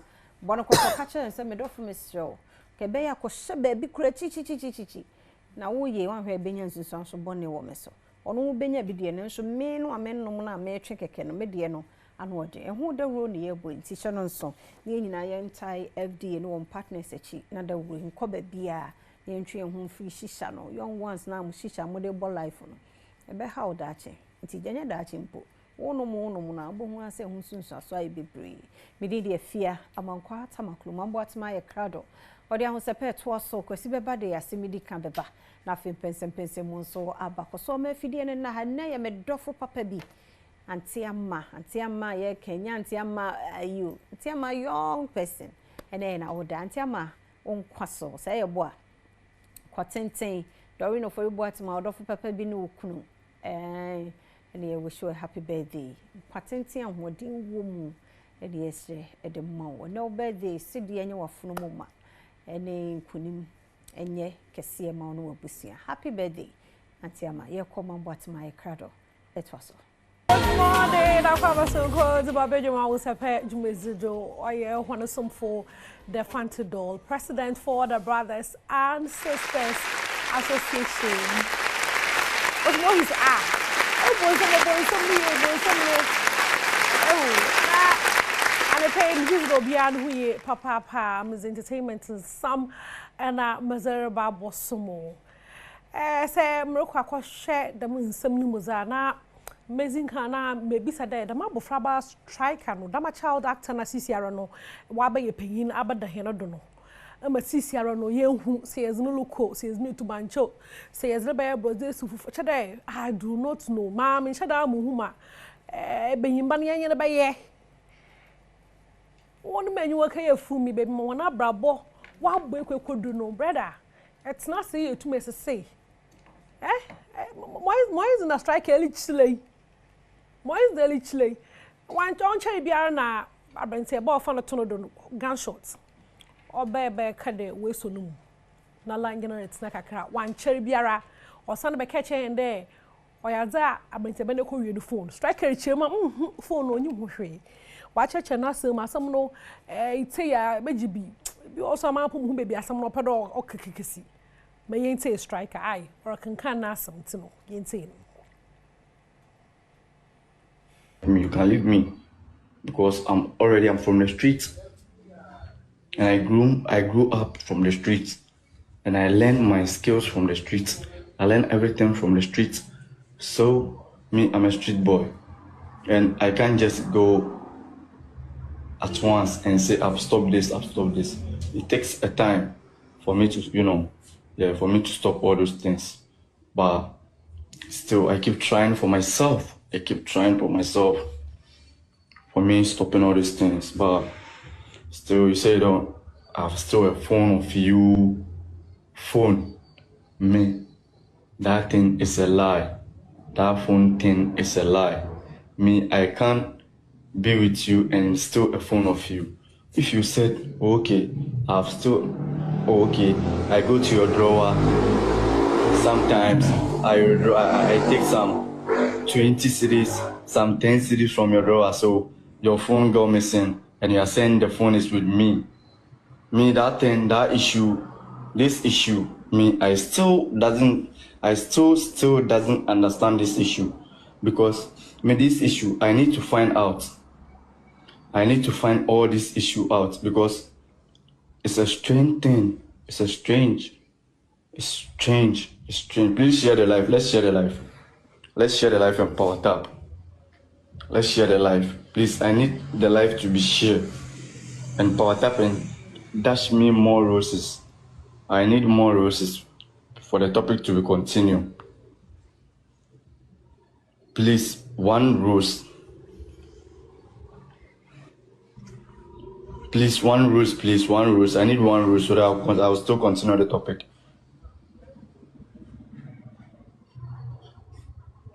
Thank you so much. Thank you so much. Striker to gunshot. Katra wa mamu ni entisamu kasakwasi kama uti 14 Pro Max. Wa boda phone be ni. Woni mde owechi. Fatira no goni mka hot.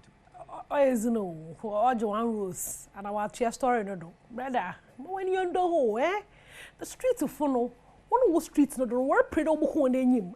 But our streets no do. And the streets no do one hand it's na.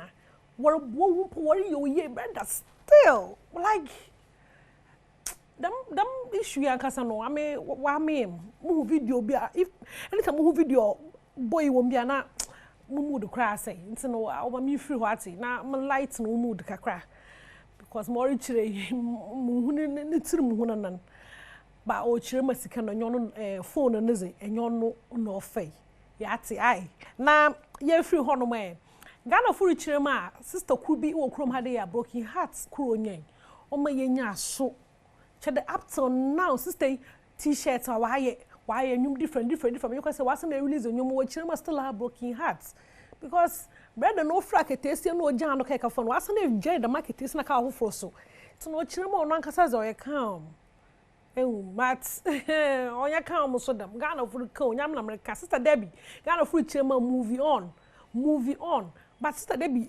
well I would tell you no so what we tell you no need to feel there you know onye bi na America sa wo chire ma nsam okay when you no fella nizi wo mu kakra the man medical national nizi wo mu kakra easy nso nizi wo mu kakra say buhu baby obi anaze why yen sister Debbie e kan ampa no kwanyi sister Debbie e kan asam de e kan ampa but ho kakra no say some LGBTQ some BBL one way LGBTQ no at least BBL does say better friend porn about baby came but one year LGBT hey boy yeah and some worry so or chemolo tea no so best spill into I was spill tea no na here no sa ya na adwene e bo hwere we from no ya you ready ye bo show no nkakanka crant sister Debbie any new song out about to one man call free chem do move on our sister Lolu move on so tea no ya de papa well GB tea near day tis alam me I find out be for so tin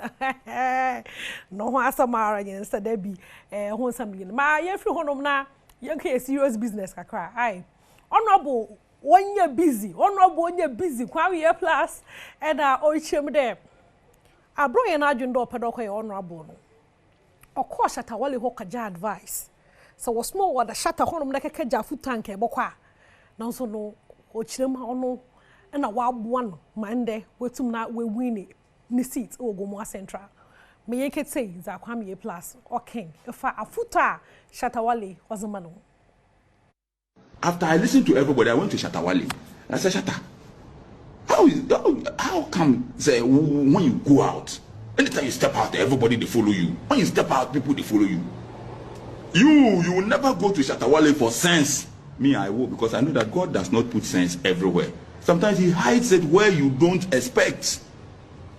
So I went to Shatta. Say, Shatta, how come seeing you alone when you come out, everybody they follow you? That's the art of courting attention. How? And you know what Shatta told me? Say, go and read about Jesus Christ. Say, yes, I watch your campaign. I see you just do it, they talk. They know they do them like that. Jesus Christ, you no talk. Jesus Christ, when he go, he give the people food, he turn bread, he make plenty, the people they chop, he give them fish and bread. And when I realized that it's very true. You have to solve the people's problems. I don't have the spirit to open the eyes of a blind man, but I can give somebody who has issues with the eye money to go to hospital. Shatawale is a very wise man. Shatawale told me, Your Excellency, go and help people. When you help people, people will follow you, people will support you, because the people are suffering and they need help. Go and help them. Go and do development. There's nobody who doesn't like development. Go and do development. Give them water. Help them with their roads. Do this for them. They will follow you. And that is exactly what we did. So don't go and sit down and go and see somebody, A plus Bram Pesamina Kasa. Say, you know, what be honorable. You know, was saying what she said in your Kasa. Unim Kasa no win election. Unim Kasa could win election. After I listened to everybody, I went to Shatawale. I said, Shata. How is that? You know, Kwame A plus saying an honorable way can be a major title honorable. What's the son of Facebook? The Nana Kwame fast na Ross son be actually no time to waste. At as I see here no honorable papa. Na Ochemoka Jafutu or Shatawale Hono. Mafutu no so no ye come ye papa and Shata. Nyame shiro, nyame more wisdom. Into no ye das papa. Masuma for bibi honum. Amazoko bombram shame ho papa da washa for ze. Esha no ba ho wa me ye nyaa to santan yanko so lie wo Shatawale ni fie ho. Ye nyina yen ka gi na advice. Obi a no problem. E bia na yen pede be ka ye MP. Into no ye na advice ni be different. Into no menyu kasa mfiri ha pa yanko to santan wo Shatawale ni fie honum na yen ka ja afutu. Hwehwe afutu wo baby a. Elenjunda afutu wo. Dam na Kwame A plus opedo ka chill and pay Moisha yete do nyahomka o chirem no when you stroke na fa adwudwo na so dey o hwa na ye hu no abo drop video crew bi ti no se dey ye hwa sister so kakra Moisha Budon the latest video no my musical man kada hon ma wo hwa no why as papa nyame hire wan da wo hwe rabani ye wo hwa na kama papa most me what dress when it needs now no what jinanyu so tum hu do ye happy papa so no Moisha Budon ni on share video no na ye embrace ya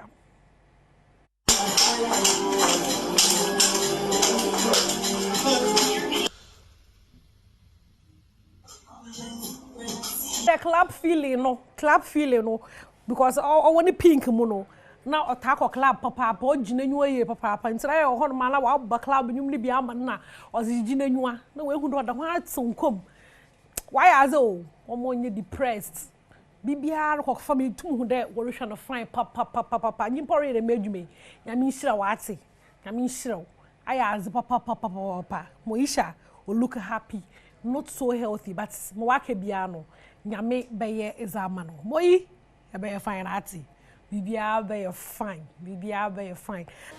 me ko have video bi abuhuni wo social so do funny video bi ye video see my man is coming see Allah shatter the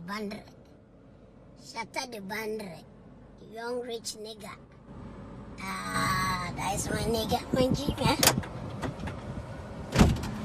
Allah young rich nigga my nigga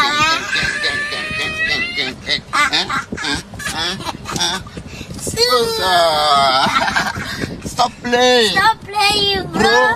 Don't little one. Yo. The heavy machine. Unbreakable. We are the future president in Ghana. I'll be the president. You'll be finance minister. Vice. Yeah. I hear you. Yes, sir. Yeah. One done.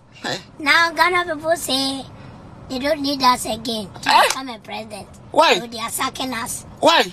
I don't know. Is it because they say we have short mind? Is it because we are short?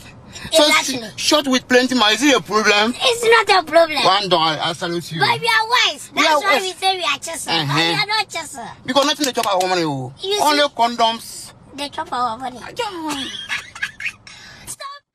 Aha, it's you know, president and vice.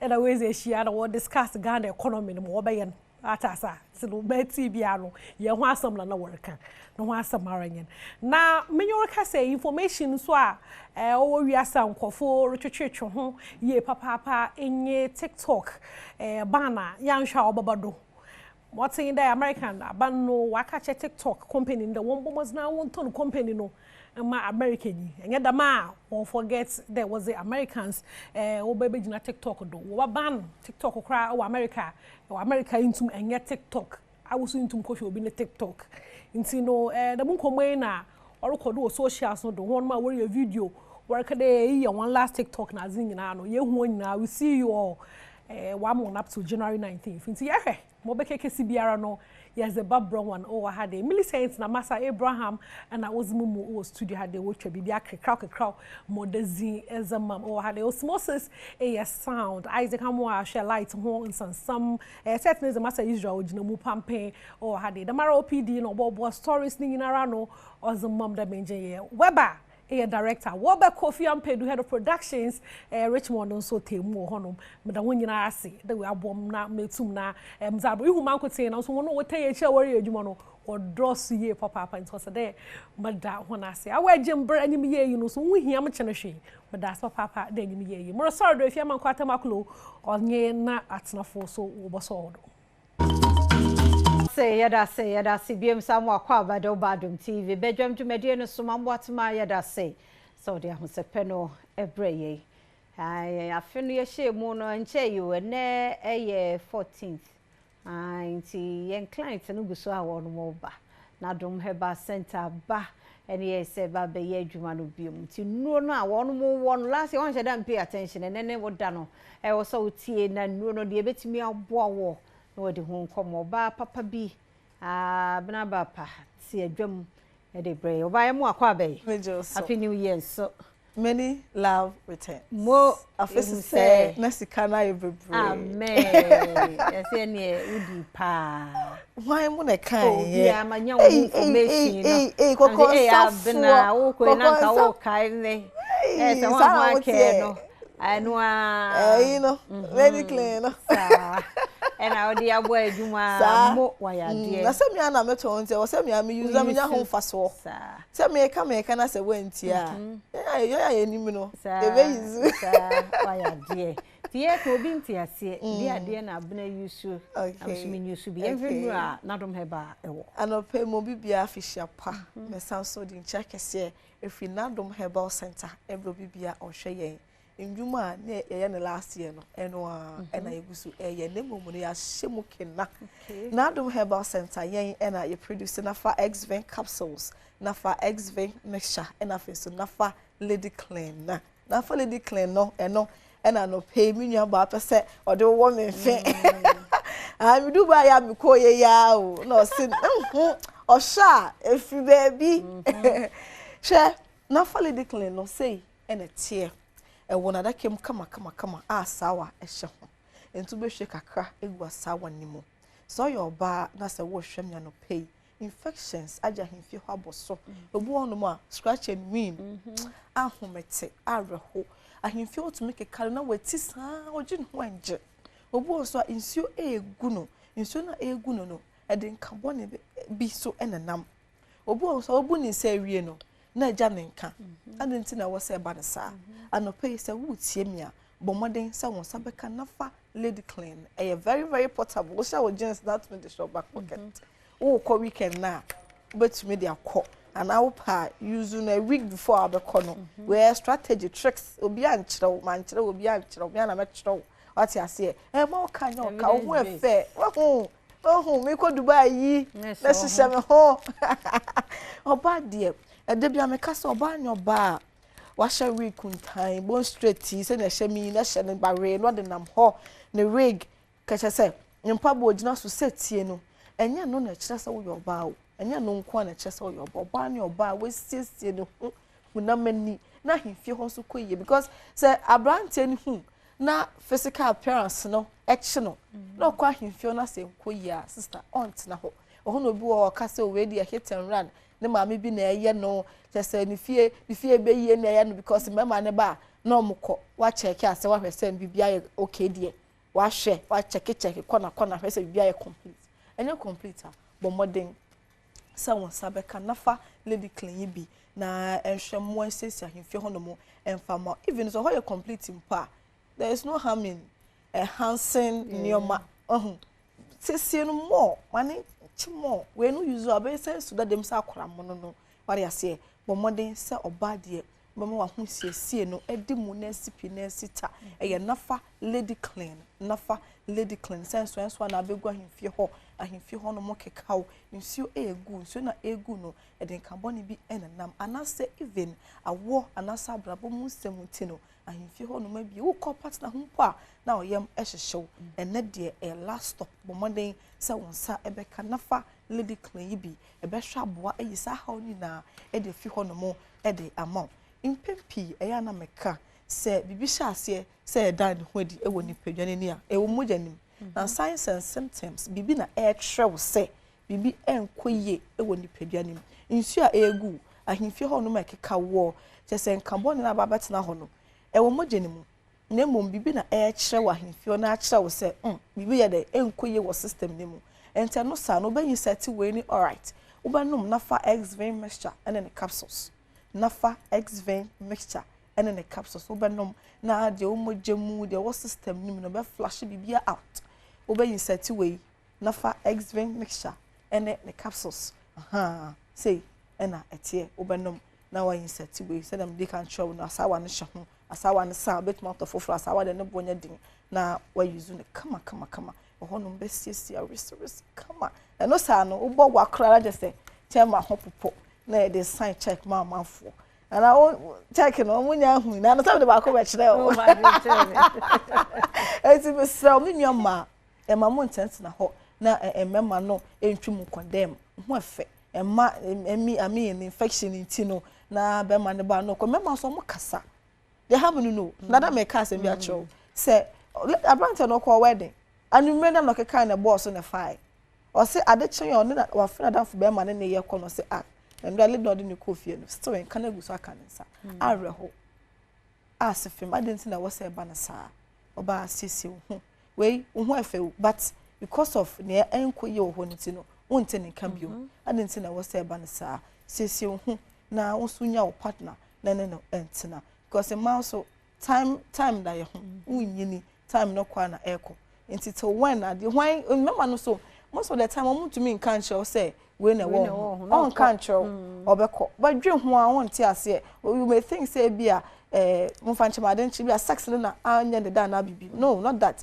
ne mom enka wo ho no to me ne won tena so what ase na say bia ono wo ehyan no nyuma bia piepie ba ye no on to me can show nti ya na me bisa say ya omo ma no mo nte ana say nyoma na ekoso no omo hu ana asa mo twiti na enko wo de send your honey tie bia no fa be da me frame na me pɛ won promesi brem fama so fra send your tie bia no bobo so me wo ho adaje me fa pen no paper na ma tworo from A to Z na ma hwe dre be se afata na me de amount na etu sa how ni na efi ho de amount your number ni 053 11 56 556 053 11 56 556 nafa x-vein mixture in capsules no so remember no betumi anom ama no ayeyiem oye be ma adwonso tentem odwonso na emu achemienu enkotana da me ase enko yakaka bensem se oyire be wontafo dabi eyo how yare maintenance na ho bo modern se wonsa ebe kanafa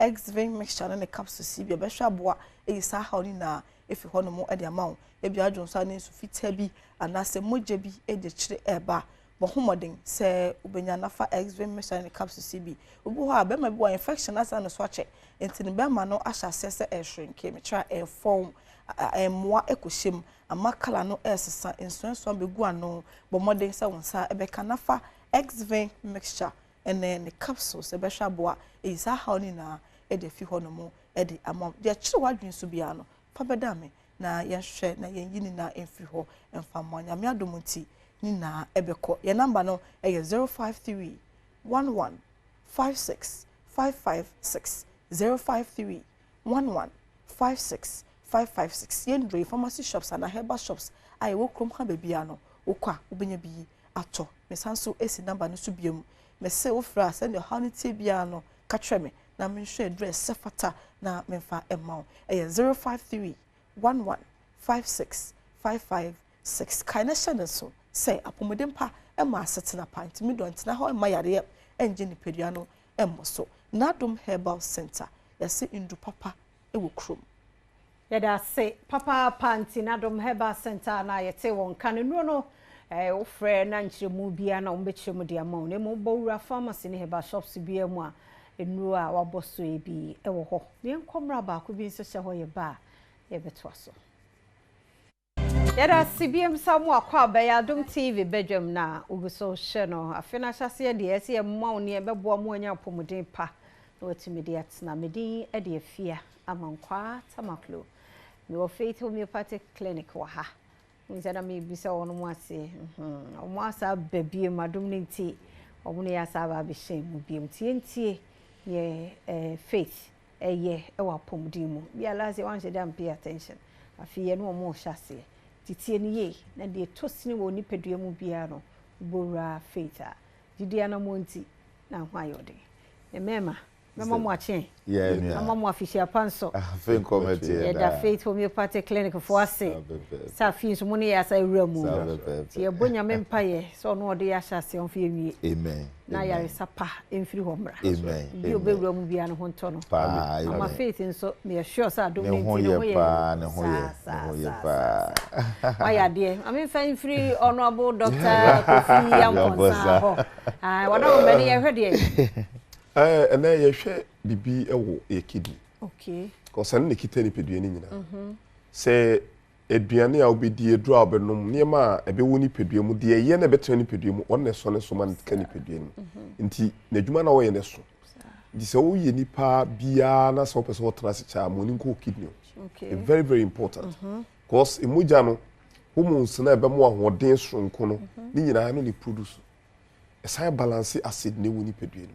Nti se anya adwuma ya hwehu se efin woni pedua ni se de wo ya bekwan na wo sone na de wo de sone so no to atete mafin ne bekonkwan ekomu a onim se enye de nti da bia ye betena na se ka kidney asema moni nko ho ta ye wo checks wu se bibi koso woni pedua ni wo nante kakra no abre wo ho yare ya no oni ma pija na wo se gia pija hwene yi so ta check your kidney because kidney no wo check ya GFR no 90 plus eso tiba 80 70 na che se e ba form anti bedu ba bi a obi koda dialysis machine so na che so aba below 15 nti so on time check here yes na no order na che se abedu 15 ni de na che se ye obi enyi efi ne wo moja no nti dialysis machine de na obeya ne se ukoda so every 3 days because u da so didi nti se moja no so ne so said the dialysis machine so said the uba no asa bidi na finance a continue be every 3 days be so koda so okay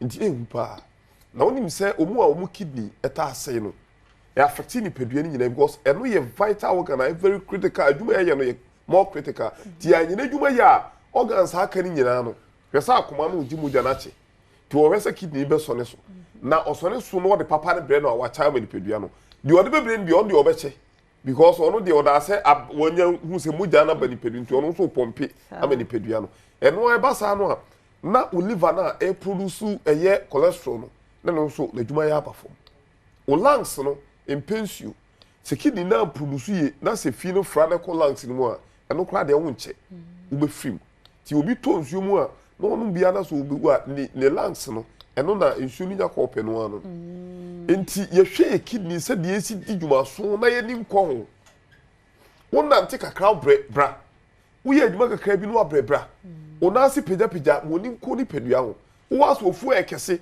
emfa nsha na dwudidie sa na dwudidie ntia bra ne ye check ni pedua mo afi esi mi bisumi wei ye free health screening okay bra be ye bi kwa ni nya daje hwe o kidney no adwuma eye no se ye adwuma ya utraye cause kidney dey hia me pa eno free ho nearest obi enya diabetes wa hwa nko a etimi se wo eka o kidney no so etimi onya stroke etimi se woni ti eni edu obi di gu nani so no diabetes ni ti ena wugu na de okay em fara bad sir 0244 58 38 59 0244 58 38 59.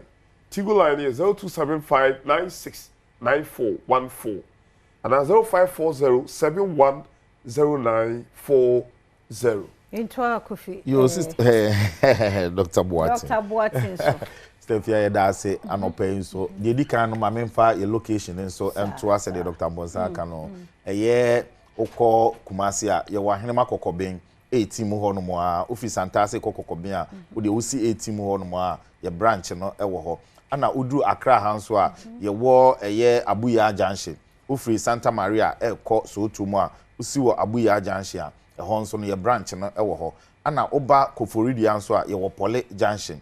A Laundry Managers Road to be our voter region, Eastern region for you now. Moko Koforidia, Modia Musio, a year Poly Junction, a Laundry Managers Road, fit to Homeopathy Clinic, a branch or Anna Udru Takra Denswa, you were Anaji Police Station. I just send the police station one more, Fair Junction on your right, fit to Homeopathy Clinic, your branch, Ewa Honomo. Anna Udru Bogosonswa, you were older Seda, a year Boga, a Bronsano, the war station in Chawan, a Chiwape, and a fit. Yedi ejuma ohonomo na sister fia ye na Ghana fo nyina se ene wona oba fit homeopathic clinic afie etwa mu no enyina nyame adom ye bedi Christmas ye ne ekunafo edin ewi a ekunafo no eba ebeje won toma ene won mo ne wanwa na efedodo na ye de nyame ase wo ho se ehira ohwiegu ye nso no afie we no ahya ase nti ye se ahya ase ne se afie ye hya ase adansi a astate esan ba ye hono ebro adwene ti ase so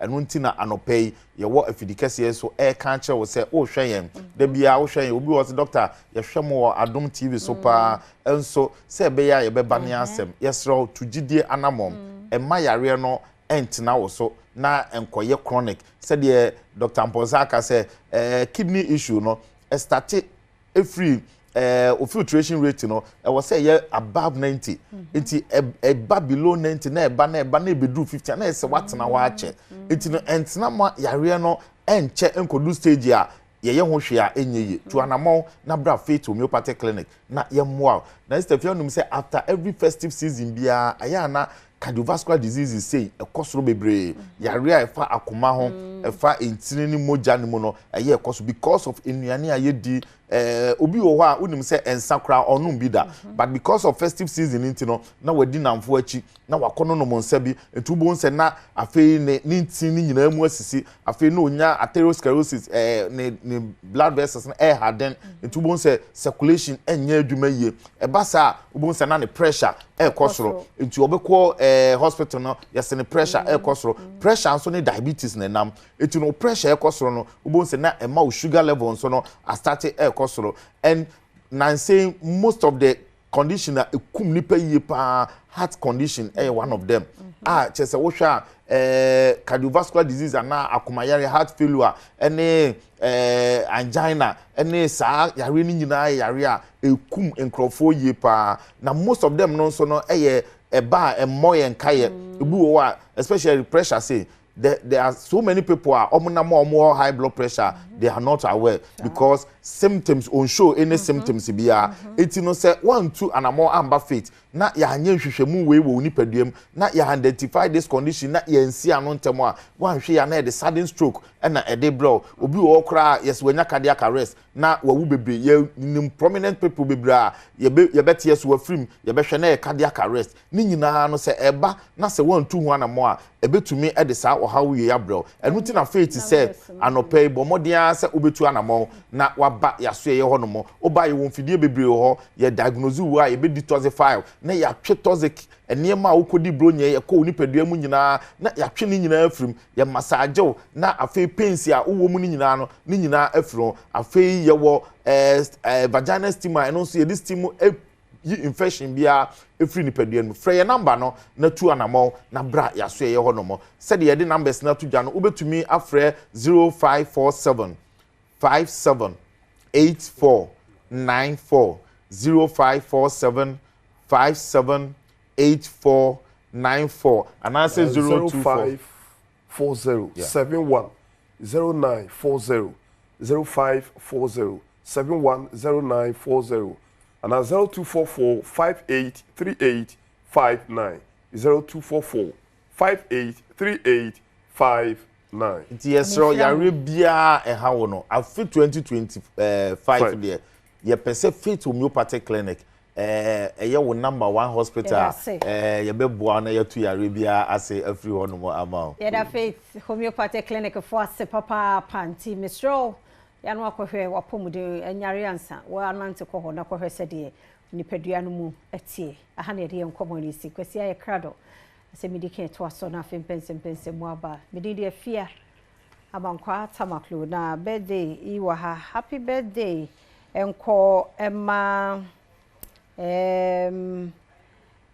Pastor Isaac Kofi Anson happy birthday enko ma Pastor Isaac Kofi Anson ono na ye district pastor ma Apostolic Church Ghana Nungwa Seaview district onyame hira onyame nipa nyame nye okese okoso ma ngosre no enye kese na asori manso nyamu faso ni mu hira nyame hira papa pa antiama medofo papa bi antiama happy birthday enko emma obium radi hira antiama radi nya antiama kese oma no kwatenten ahodin wom ukno ejedu Doreen efia obia na oma no nyina ye wo show a happy birthday radi hira radi nya okese on tinani mu hira oma on kwatenten ahodine ewum antiama happy birthday me kokwesi aye krado etwaso asem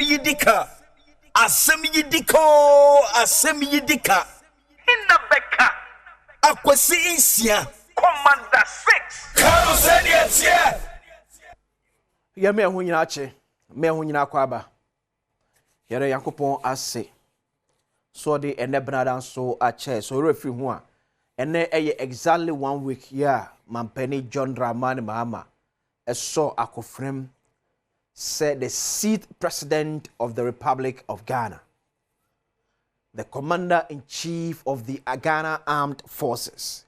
Today exactly 1 week, 7 days in yeah, John Dramani Mahama, a Mampeni.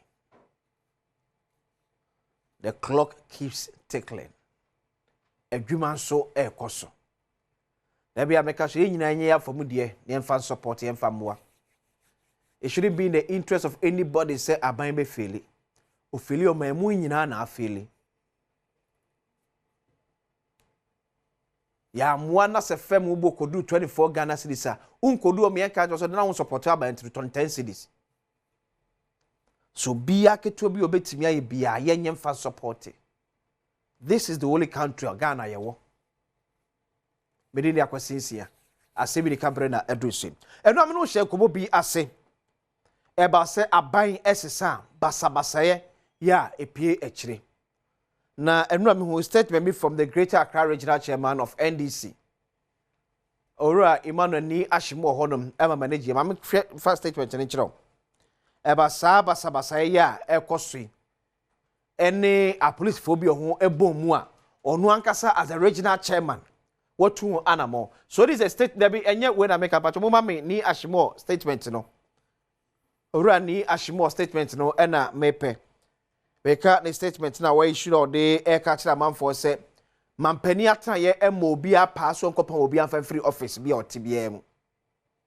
Okay, so this is the statement. Office of the Regional Chairman. Disclaimer.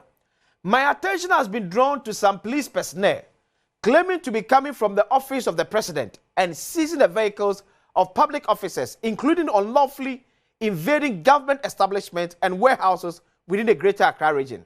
The names of these police personnel are as follows. 1. Ebenezer Morte, the service number is 58283. Bright Opoku Ajay, the service number is 58551. Enna Apia de Graft, the service number is 53631, and others. It is important to note that no one has been instructed by the office of the president to engage in such criminal acts. The public is therefore notified to report the above police personnel or any other persons claiming to have been directed from the party hierarchy to the following contact numbers in the event they are seen engaging in such criminal act. It's on the Superintendent John Danso, Director of Operations at Accra Regional Police Headquarters number Abba, South now Penny Prosper Douglas Barney, Head of Interim Security Task Force, Office of the President, and so Eddie Ewahanum.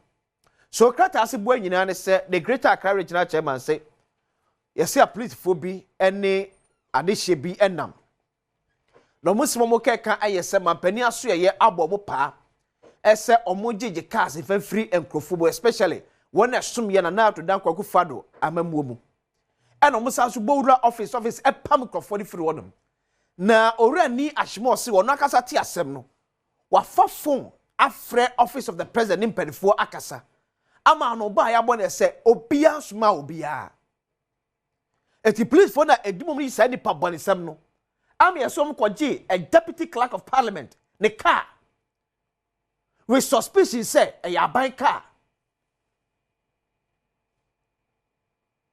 a deputy clerk of parliament ne car oton as of 2012 abra parliament a year auction and not toss a car no and the police for me and say can any a man for me so me NDC for ho akwoti papa yi a car and then other offices we power ayi other offices ese enkrofo from adwum no me NDC from na ba power ni ashimo se obia small bia na sa police for me say odom dia ma IGP so ye hwe ne IGP dampare be ye sa police for me say Ebenezer Morte the service number 58283 Bright Opoku AJ service number 58551 and appear the graft 53631 and we service number no so we are looking for say the Inspector General of Police Dr. George Akufidampare ebe to na mo woni mrantie eho ne sampa ye ni ebre asoman ete sebio aban esesa na oman Ghana asesa ye aban esesa Ghana asesa ye the first year to aba asesa aban otoponum ema aban fro aba no ete se ye nyai oman Ghana mamuo no ebine no na me de ekro no se mrante timbowura eye office no nti kwaka se ye ne party aba power it when you move through na yeso be occupy spaces no eno ni ashimo odo bi di ko kan o si de man ye hu ye se party pelfo ni amra some criminals edo mu wura sa de we mu ebe wi ekire kontabu o si ebu all the various institutions no and crat o se Pakistan kontabu no unya because mo kwese kwabra ne aba be maso so ye rese IGP beto na mo sa platform ye sa we hu o se do mo set example ema afra ka ekire o se this platform ye say e set example ni pa obo mo pa so mo nti ayi office to office efiefie mu enye nkrofo cars no obobo amane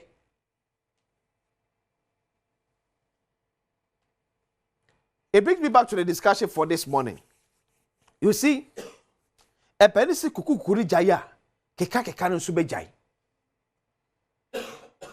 se kukuku no ejaya keka no so be jai manfa ko modern Ghana I mean sure story be about some time ago you heard it and mo to be a party manfo bi so etu efri ma bi a esis ye mamu some years back say aban sesa obere na pani bi ote office on mo wo kwa no ama aban ajapade so no de ko ebi create mi koma aban cow yakwose ekospray de foforo se de be ya enama ye hunu anfa ko modern Ghana na me trust story bi odom nipa baako ya aban esesa 2017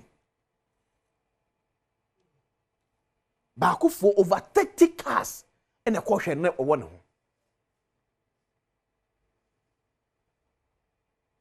the then chief of staff now chief of staff Ore Julius Debra every office and krata kontabu odi ja akufado aban cars dodo na esi wonum no yakokan na enu saa ehwem na nipa bone 70 no nipa da sani bi afaka no e de ko ebubu konta se ja cars be 741 o be 117 penny available when a ban say my party tafo bi so etu saa na mo ene ye nyina ye condemn me so pelefo so munya akonya esum abam no eyi ni pampone sem at this time na me de say former president Kufuor say one prima any office appointees and talk as edija no kwa remember that time assembly ba ya ni e komuka 2017 no samjo be ka say omu free office no on bebre na to talk as no mu use no Why should it happen so? Why should it happen so? Na se obi aba no beto cars ne de ko. Obi aba no beto cars ne de ko a. Na ahwe ka bi pass the car no ebo etie. Na yesi atoma kwa bra ne 7,000 Ghana cedis. No man ne yedi na bro. O man no na ne yedi na bro. Ye yesi ya ebe gya ebufuo ahye maburu ne mu. Ade ebufuo ne yawde ebe hye maburu ne mu. Wo beso man. Ya ma ka ya ne ye adwuma. Wo ye adwuma wie, jaka no wo kwai. Osimato. Because amrama ho kwai. Eto osimato. So this is the story. Man busted with 37 stolen government cars. Man call Surakra. Eti cars owura Julius Debra, then chief of staff, now chief of staff. Ebu hun konta ne kire na nado dan kwagu fado aban no ye behwe kaja cars ne nuru sa.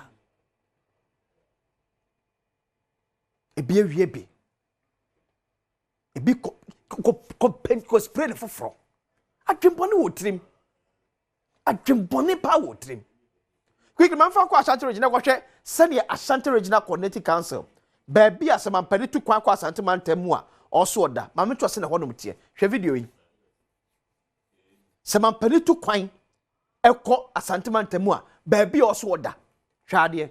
Hwe video yi sie. Menka hwe wo de hwe video yi.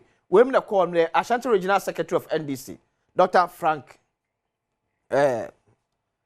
my video na so twa biwa senior he said aha che for appointed regional minister aha na also babetena ya wa pama hama bia so anytime bi oba eye Ashanti region no aha na also oba because no oteso asmampani no oba Ashanti mantem ha bia na is so odi sika kese be kwa high hotel so abonten no na presidential villa wa ha no enum no ye de wotena ye ba ha in fact ya rehosem because bibia ekoso ha bia kire say over 8 years no abai mu mpanifo whether president to whether regional minister omuntu omonan crown fancy hada and the ya say baby na president bank omotena baby regional minister say dem regional chairman kai obi abai obetena ya emu ne manyina o masesa de edeko na the say ya reho say ahaya presidential seat I am minister eso wa hayi no omo ebo ho aha ho ba ya Ghana police and military.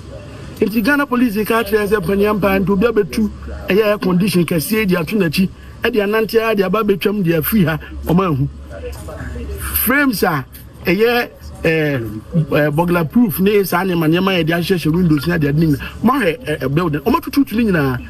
It will be better we have to Nadia Kaka and more do a free her, a bra state security will be on from the new. They be a dream have said. Yet obi wo ha ye tuane ka o hands of when na ye de ma no I want a estate manager or where and 9 or Hanso. And to purchase here, Pianica 8 years and sons of one Ukraine in some won't say, and they import to be brave if you demo.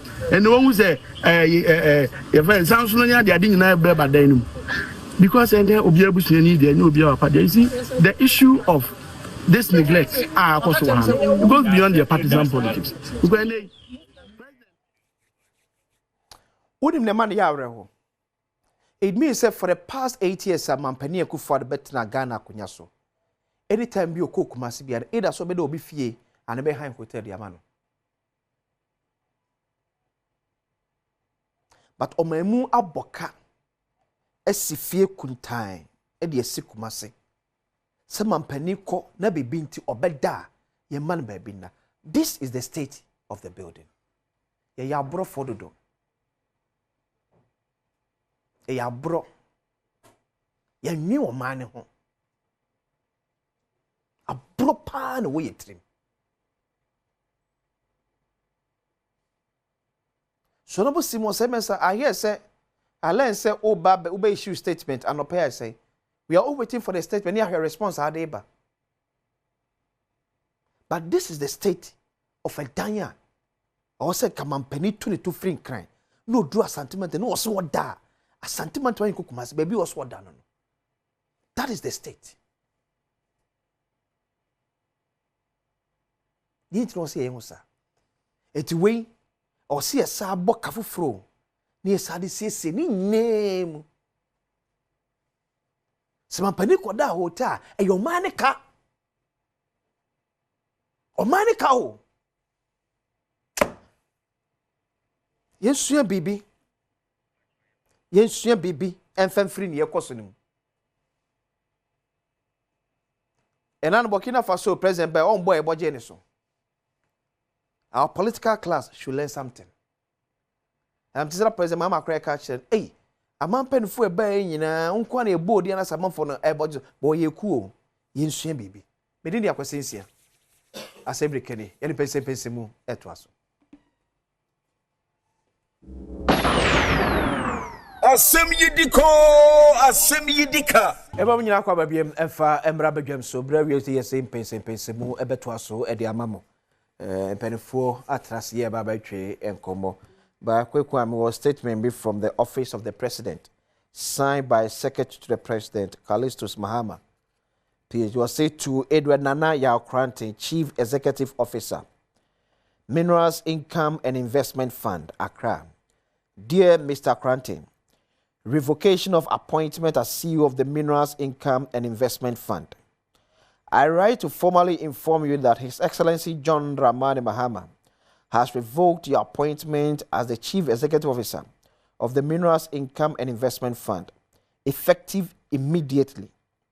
You are directed to hand over your duties to the President representative at the Ministry of Finance, Honorable Dr. Ato Forsen, who will oversee the operations of the fund until a substantive Chief Executive Officer is appointed. The President extends his great gratitude for your service to the nation. Copy to the Vice President, Office of the President, Jubilee House, the Chief of Staff, then to Honorable Dr. Cassiel Ato Forsen, President representative at the Ministry of Finance. First CEO casualty. Yaba and Mampeni say the CEO Eddie Myth. Openi Edward Nana Yaokranti, Efna Jumenia Emma Newie. And this letter came yesterday. So I believe say as for now, because there's immediate effect. So I believe say as of now opening so I had the need for a handy over. The President representative, your Ministry of Finance. Honorable Ebenezer Oklete tell Abi, MP for Lower Menya Krobo constituency, Honorable Samalai Pay, former MP for Ayensu and constituency in the Eastern region. Me in the Eastern. Honorable Gordie. Now what then? Africa, Africa say na yetias ne me nyina koyi amen. Maminia honorable Safi Shapa. Africa committee you congratulating so. Yes. Okay. Africa papa. What if you na say mo Africa? Obia jo so do so ni enu anu ba wo ayusu anu mo Africa pa. Honorable Telabi. Congrats. Thank you very much. But 47% in Eastern region are no deal. Well, it was hard work, and we knew a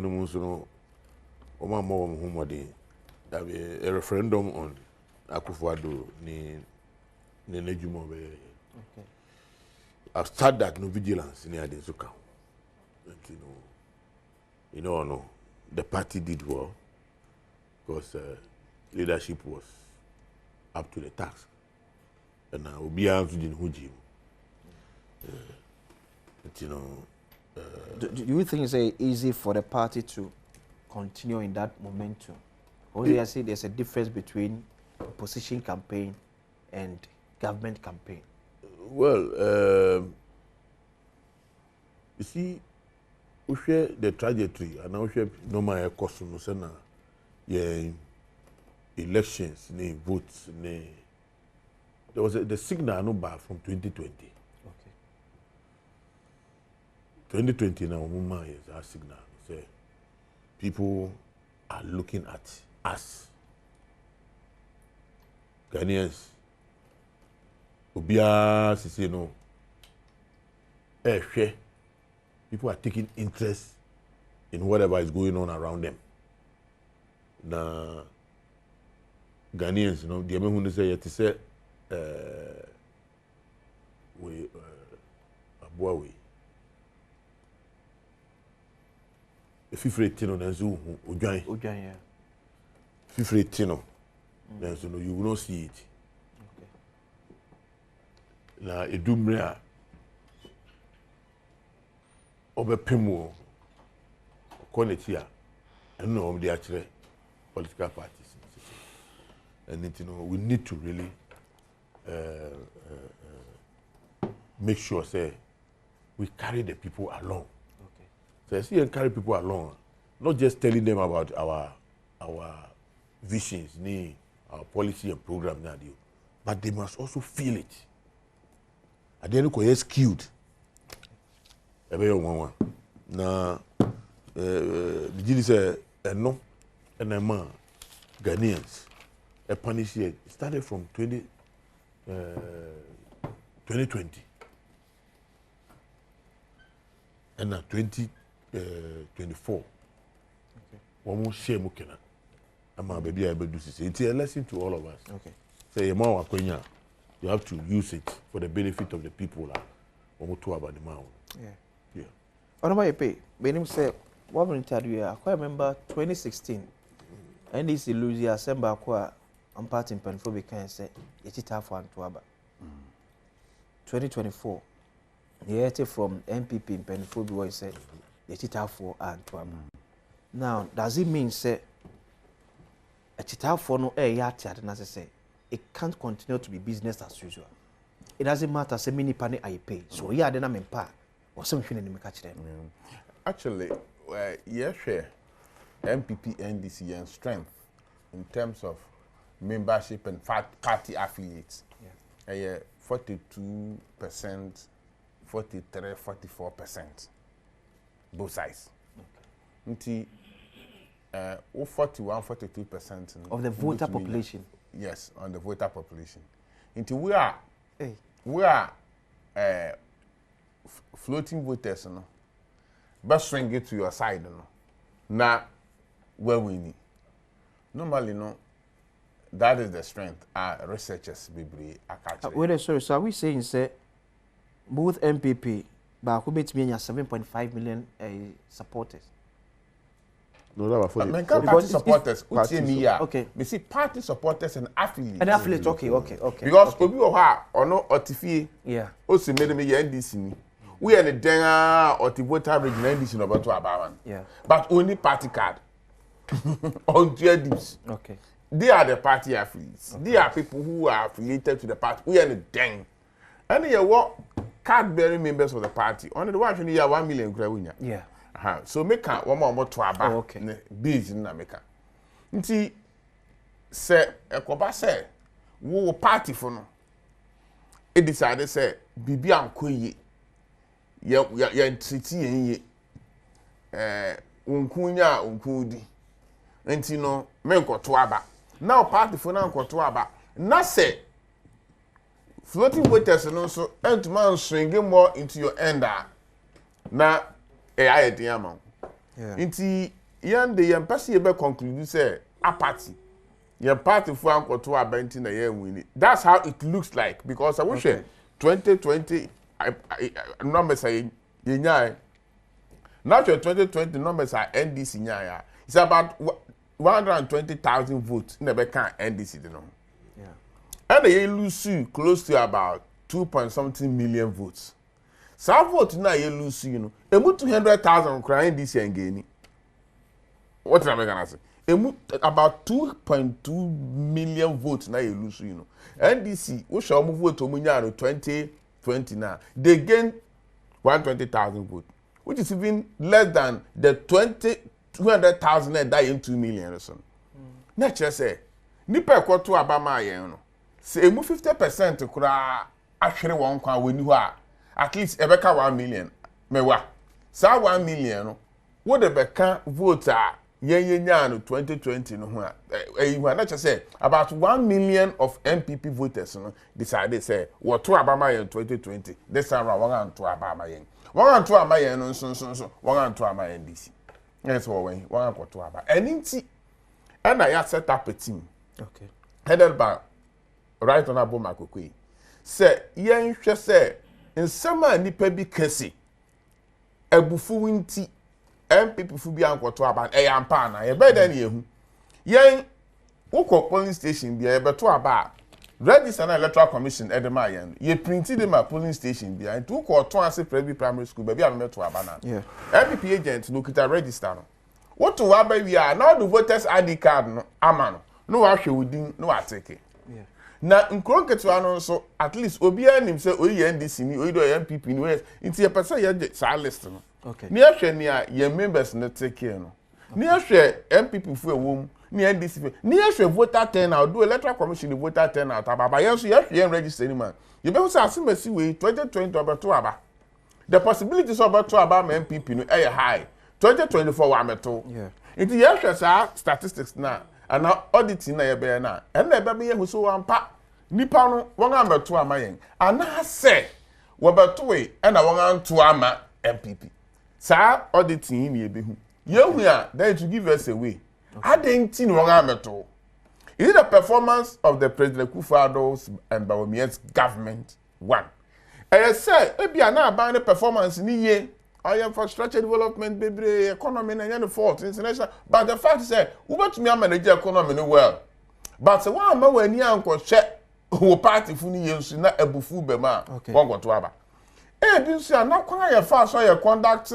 yen primaries no okay both presidential and parliamentary bi na anko yi because say me met one met say obi I don't know it's been alleged say obi de half plot of land to about 1,000 delegates and everyone say 500 delegates Mr. 20 na obia ya man half plot of land they say onye no go to aba a allegation e by say you no kware me ameti me ni adanse na so vote are cast based on perception yeah me pesanka me national executive members and a national regional executive members let me post into that allegation it was no kware bi wo mu say am pass a parliamentary candidate bi ma obia half plot say onye no go to aba manana say no kware bi anima ni etumi aba point strongly ni abe debunk that allegation but then you tell so many circulating the Ghana nyina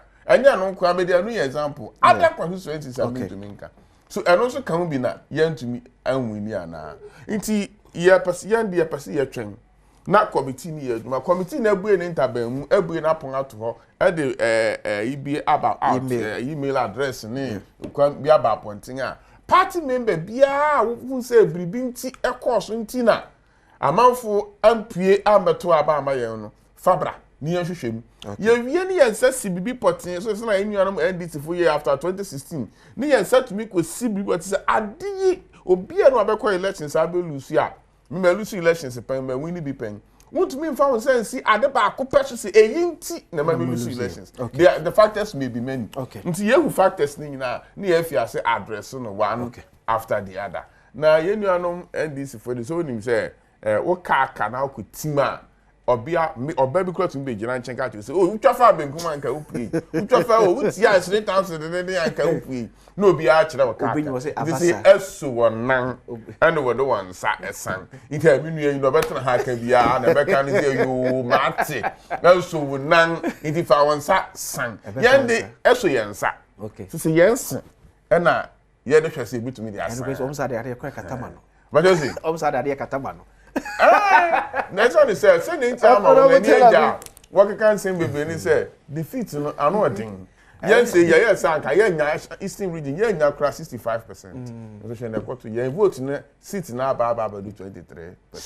Me nu say me ko no constituency me ko boy adwuma tie na me so be lose afi kra na wa extra me ko yiru me ko upper menya me ko lower menya wow oh me ko boy adwuma o me ko no constituency ko me ko hot twice me no na bo brana champion ye di kan ko boy adwuma ho anse na Dr. Bawumi abanso ye na na kwa ya me hu signals me hu na me say ye win ya wi kra me hu mo nyina okay ama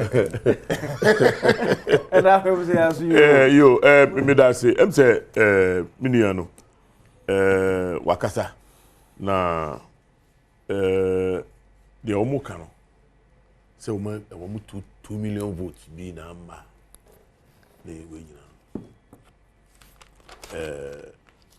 enye no correct enye no correct so mo 2 million votes bi o ma 2 million votes bi ani ba bia o mo beto ada to ye o mo beto this is a true reflection of your elections in Ghana. Okay. And I can assure you, sir, it is going to continue. The trend is going to continue. It doesn't mean, sir, NDC in Lusu CTB and NCBB. But to share this range, voter turnout between 64, 65, maximum 66. Now, previous elections, now you have vigilance and an war form.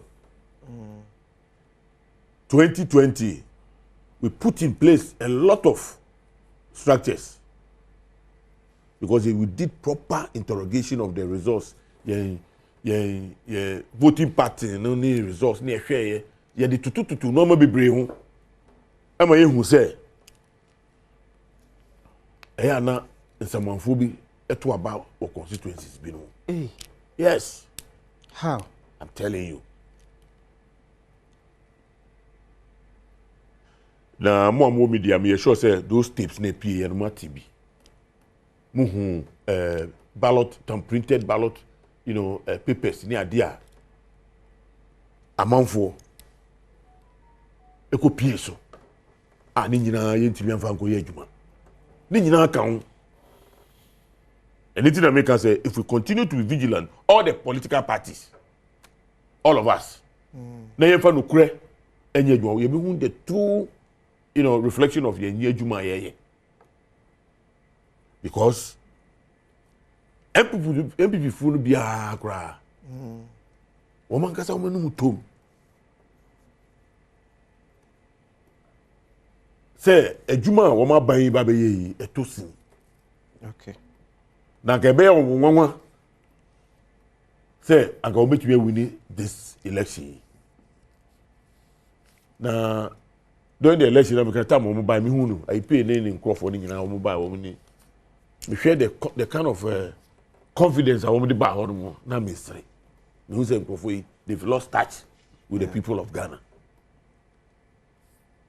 And it's one more friends say defeat and yet surprising at all. Okay. Unless now only for me, a short I pay he saw it coming. So we can cry. Who say oh, I'm telling you. Farmer dance. Who say I was so confident. But they were just trying. So the Abobi be war pray. They were just trying. One for some discover fame. One for some say, but I tell you, the people had already resolved. Now, Mejidi say to us as NDC no. Ghana for the Ejuma Kakraka Ashenza. Now, Mijidi said the kind of leadership I was saying, we are going to deliver. Okay. Now, you be here, Obia on board. Obia, everybody. It's as a baby, I could do say no more my day. Now, we only need to be honest with our people. You can't cry and try. And that's anything. His Excellency John Domani Mahama, the castle kind of inaugural, we see inaugural speech in Ghana. I did mean if I will be truthful. I am going to be truthful to the people of Ghana. Essence, I only know Mawufie. Now, I keep you here 10 cities. Now, Umani live like Uma, yet you are 100 cities. Ubebre. Ubebre. What it means is say among 100, you live within your means. Okay. Say you live within your means. But ultimately, for 10 cities in a drinking spot. No abu. Now ba no be catch your mouth. He say skinny. They will not agree. They will not trust you. Okay. And it's and I think that is the key. So we didn't cry. Emrabe Juma. Bibia obey principle, obey discipline. And it's me bo o man penya ba so e wo sa de na o kan ye no because some time ago so we say His Excellency John Dramani Mahama, the problem are no war no one say okanokre. He'll tell you the truth. Doom so by or say I'm going to fix it. One shift to blame because we share the history of doom so. Even more cry do maybe the asofo ne ko bompa ma akosomo dam. Eyokoto nika kitin bi e de buy ni ade nyina. But what he said was that no, he will not. The fact is and Adeno at the time no now you have a problem with capacity. He is going to fix it. And personal obefia bemuno. Now there was nothing like doing so. What do you pay? Enura vetting. Dr. Kesa to force in the first budget you be who say abai abolish ye levy and a fee betting tax. Maminchia Minia Ato. Men in the Parliament 2009. Okay. We were very young then. It's near young MPs, your association be. Now or a member. And now we're very close. You share as young MPs in the year 5 years. Now it's gone through the ranks. About the year Minister of Finance. He started by Deputy Minister of Finance. Over here, chairman, before then, over here, chairman, a ranking member of the Finance Committee in Parliament. Over here, they were Deputy Minister of Finance, ranking member of Finance, became a minority leader, majority leader, and today Minister of Finance. Until we go through the process. Memanitrinkwa, a Juma Kesepa, than anima over here. Until Anton Boase, na onye. On 2 men ministers are now or more finance ministry related to the immediate past Minister of Finance.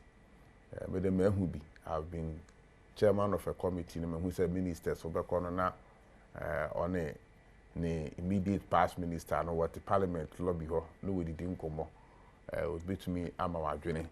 I feel no other boss honorable Setekwe Onchumeno na omana kwan a obetumi afaso enra mitie no vetin okeka nsem ni bia mpempi no nsem a obeka wo vetin no ene ni nyina na se ya paso a otumi di adwuma because minister ene mani bi okra so okwaja approval from cabinet into obeka so me abolish e-levy obeka na cabinet beka kire we say we have bought into IMF program mama and threshold. And your IMF na di levy my and mama and threshold for our generation revenue generation. Inti say ube levy for the then out of sha na mu. We betting tax everywhere and then out of sha na mu. Ukwe how do you call it COVID levy and then out of sha na mu. Pa Dr. Bawumia kan so ba obe abolish levy but we now what say ubukwa konya revenue ni bi efi baby di abesha na mu se na ebe ya o threshold IMF di ama wa ninti also we fulfill and so na what to me a benefit from why e say bailout no eboa ye nye sika na de ba no kwa na so eboa ye ema yetumi ye debt restructuring ti say we fi bailout so bi e ka so okay any debt na ya suspend the amount no and ye de ache wo no ya reverse na kona kutu ya and the same bebre beba nti wa kan 70 bebre bibi ti say to levy also about obesan edi aba obekọ cabinet no hona transport minister and a roads minister be ka che say even road fund no kra ho no sika about road fund no mu to no is about 4% or 3%. Now the chunk of it if you fuel levy and a DVLA roadworthiness certificate mu na eba nti say yes no yes implications what you have to go through to get these two things done. And then the page traffic move fuel aye ben on yakasa in the few years past. Now I feel say you try to boots mu na ye fi ho no. I can say it's a very good idea. Until somebody wa can be. Na mo nyini nyina na odeko parliament sorry cabinet be ja to mama. Me who minister wa package issue and a project dey akọ parliament and a program dey akọ cabinet. Na cabinet akachi see there be we there you can't do it. I said we no be obeka say a promise by the leader of the party and now president. Onankasa Bosho shares President Grabe to my board, but cabinet be discussed, you know, about a young be pen. Okay, President for a promises of Babati fuels. Or cabinet could decide our share ministers in the one report about who saw ya any or Baba Pagana for Chow. Until Famu say, President Nagasana can walk cabinet or Giorgio, no who said no, how do we if you ever have been? Obeka will be a year for, and I said. You be here for near competitors for baby the abeshim. We are also Ghana for is now well away. But maybe out no office will be prudent say you be ye levy and betting tax. We if you are one me we levy before a be promote ye banking and your momo money transfer near the ID a be promote until we if you are but we here for a so compet tax baby the abeshim. Do we have any report actually say ye levy a buy no? Transaction, electronic transaction, a drop here. Maybe and drop here. Made them before say acronym. But ye name say we if we are back on any matter on Sanya economy. Okay. Hey, if you be back home. It's your no ye can yanka. 2. Mesre minia ato. Meaning say we share send osi e kasa and send or ye and any more vetting I say definitely you are even the majority to approve him into a barber here. Mesre say okudu ministry wa. We have fine experienced technocrats at the ministries. Obetumi there use one. They are in the projects and the programs. Obe prepare budget. There are technocrats in there. Ebinum obi oha oye adwuma Ministry of Finance. Not Lawrence na president. The late President Lawrence. Yeah. The late President Kufuor Abba.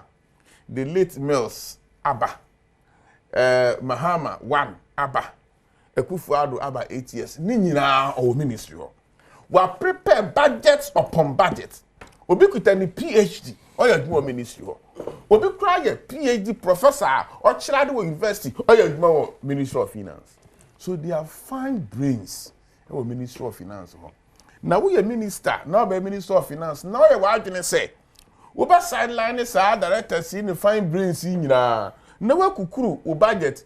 Program bi akoma consultants. Na consultants ni ye wie na wa charge we are now their brand directors some implement abenya problem. Some may even end up sabotaging. And we would say fine technocrats na one obi MPP, obi NDC, obi a CPP, obi a PNC. But when it comes to approach of their worker, it's not partisan.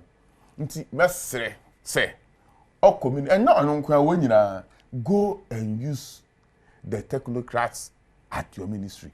Se wo kodu baby na adwuma na wo ye some former ministers be also me aware say some of these technocrats no do monkotos no eka ho be na mo failure at their ministry. Well, they don't have evidence to show that. But na minimum say adwuma bi wo na hwe na bro technocrats na ho den so ya at the meeting management meeting at the ministry. What we propose say yeah, we have see the consultant be no ye ba de ehwe. Okay. E be kura time am be take data ni ade nyina e be here consultant bi.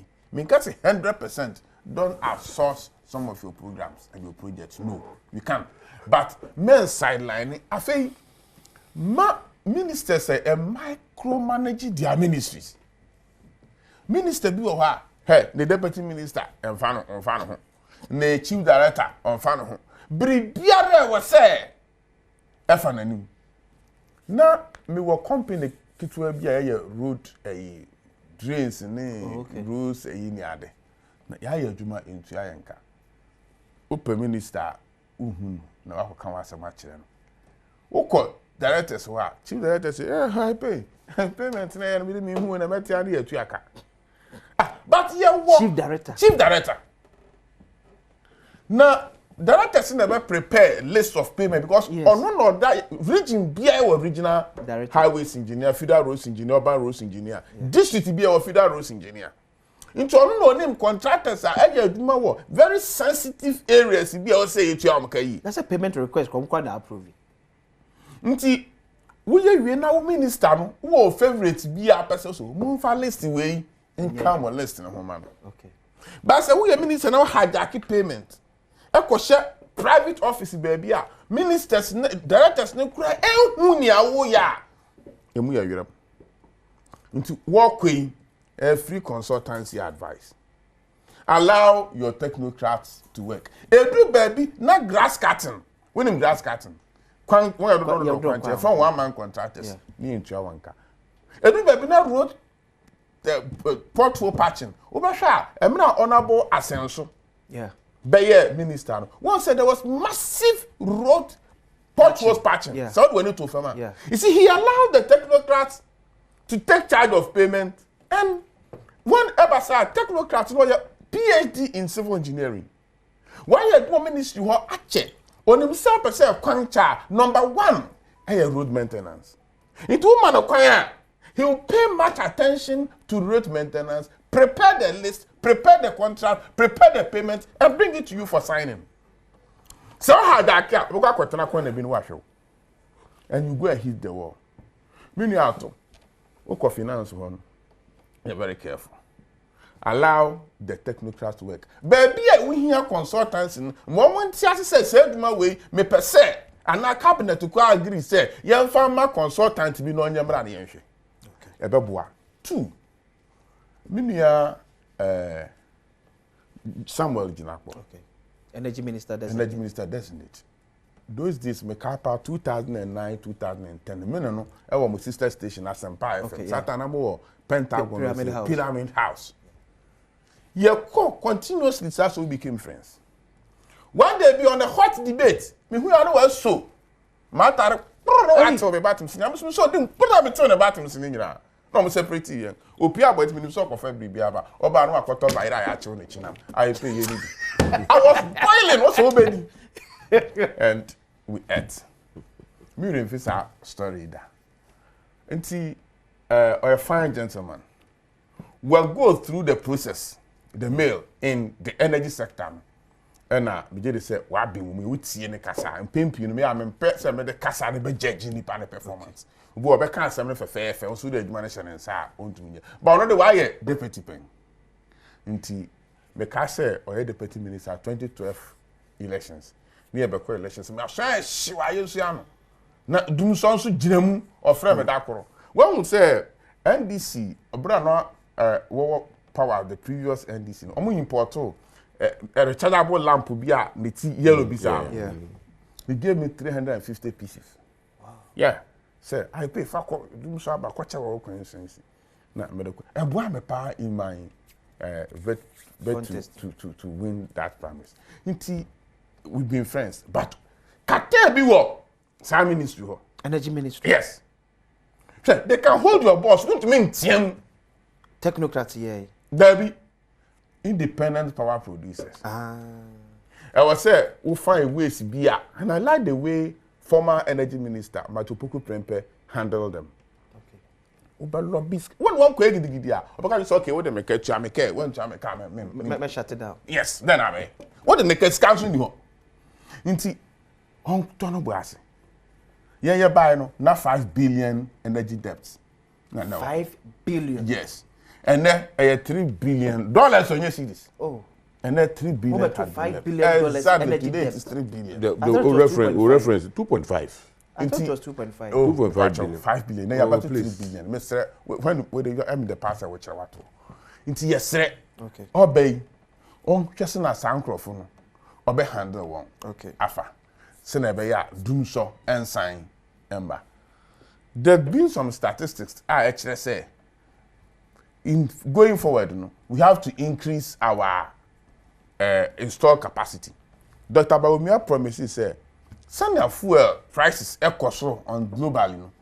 And who be here say the abundant sun you produce solar panels ni energy into a promise 2,000 megawatts of solar.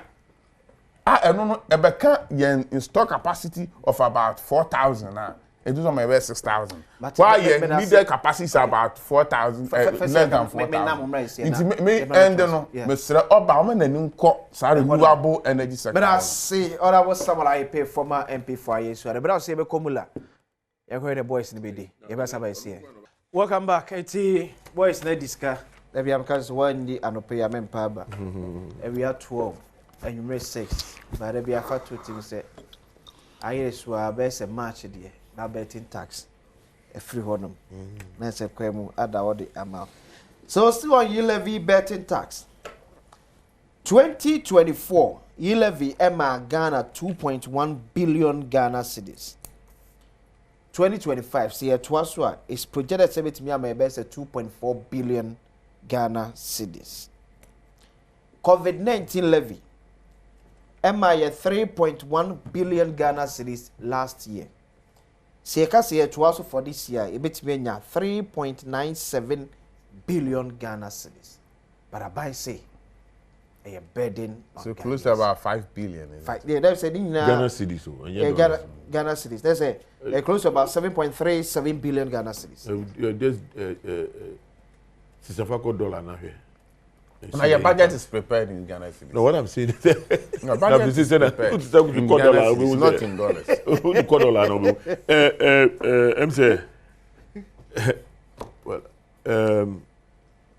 you levy betting tax. No, you didn't allow me to comment on the vetting.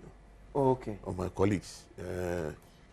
Mefa Sakwenyen so na fiti say when we appointment in na me nya kwan ma platform bi aso say am congratulate woman. The edikano His Excellency John Dramani Mahama congratulate him and I'll continue to do that.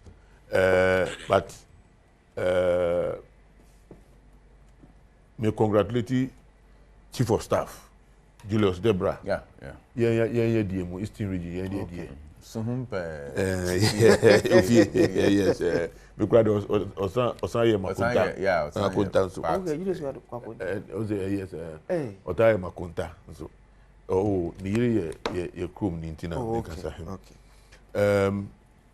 And the first three ministers are a vet woman, and with TV home, with TV home throughout the day, and I really said to myself that we have the men. Now, I have never doubted their capabilities. No, never. Because they be a can say me a teacher. Now, one thing now, every good teacher and so to me observe. Now, in Parliament, when me pen paper say me assessment of people who can perform. Me to me a year papa. Okay. I know. I look at people from afar. And hear noise.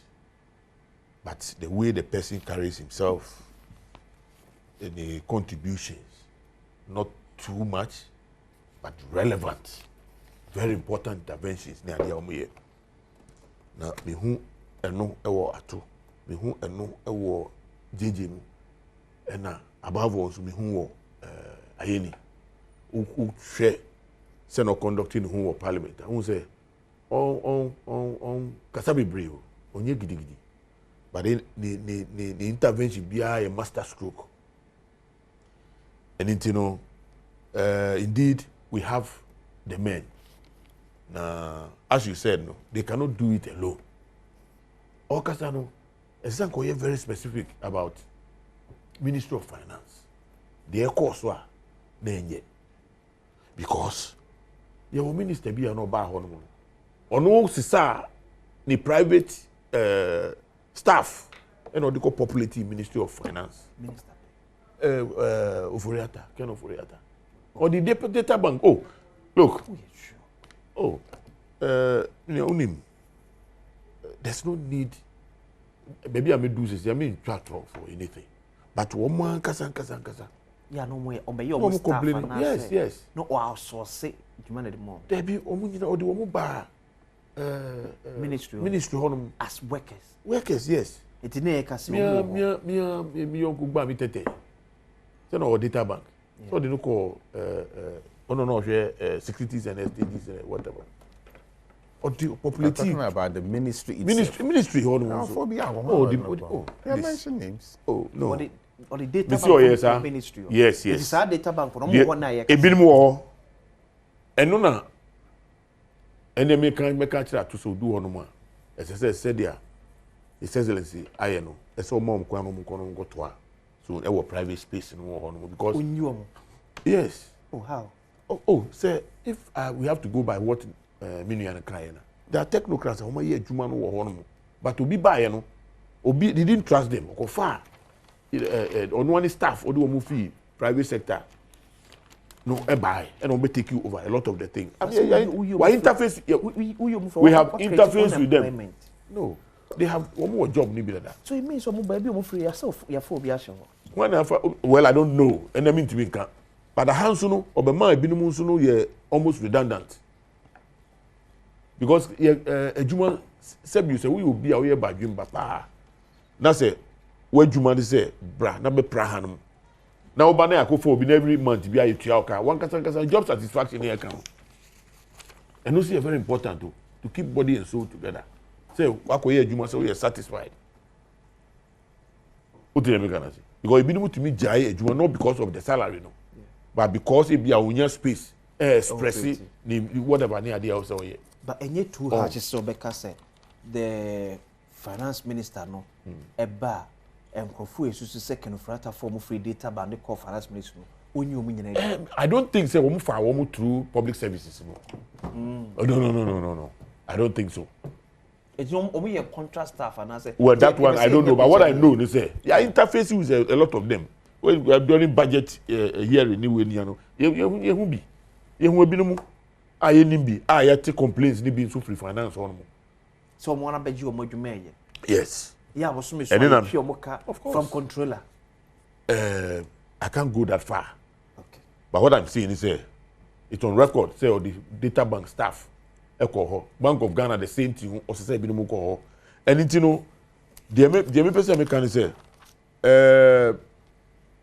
say, me be agree. Say, woman, ya for public service, ya training woman because they spend a lot. In their training on these staff no. Now your training womu na say enye say nipa no show some level of incompetence there. Then I say only womu ye adwuma. Now womu ayakofa womu from outside no. Ediaba no. You let them go. No womu go operate womu space and womu water da no. Afin so no. Tell no kan no. And I am happy during the vetting, no. Okay, baby, or say, look, Obetie or a good listener. On yet the Ebinimu year, no, before. He will listen, I'm sure say he will work with the economic management team and form. Uncle J. Jumano. Say on Nunkwana agree a one team. And it you know, no, the American say, more than pa and I am so impressed. But as I said, no, I have no doubt. Say one day yes, because there are people I know, and I monitor, watch them from afar. To say Ubia assessment. Okay. No, I saw it very, very far. And I make a say, and then your mommy pen the paper say, me assessment of me and my colleagues, both sides. I can give you a deviation about say plus or minus 1. Okay. And it, I had no doubt, and indeed, they did not prove me wrong. And it, kudos to all of them. They were very impressive. And another thing, one thing I didn't like was, well, he's my friend. I don't want to say anything on set, about him. But I'm saying, if you're not leadership, they should be firm. Now, vetting and go smooth. Because we got a digestion. It got to a point. Me nipa minority leader. I'm saying, oh sorry. And the buff we near the. I'm saying, I know the. To say, oh, what do you need? And I have a baby or aqua. Ube pray kakra. Let's allow him. Kakra now on pray. But as I said, no, in all, no, the performance was excellent, and I believe that to translate into, improving our lot in this country.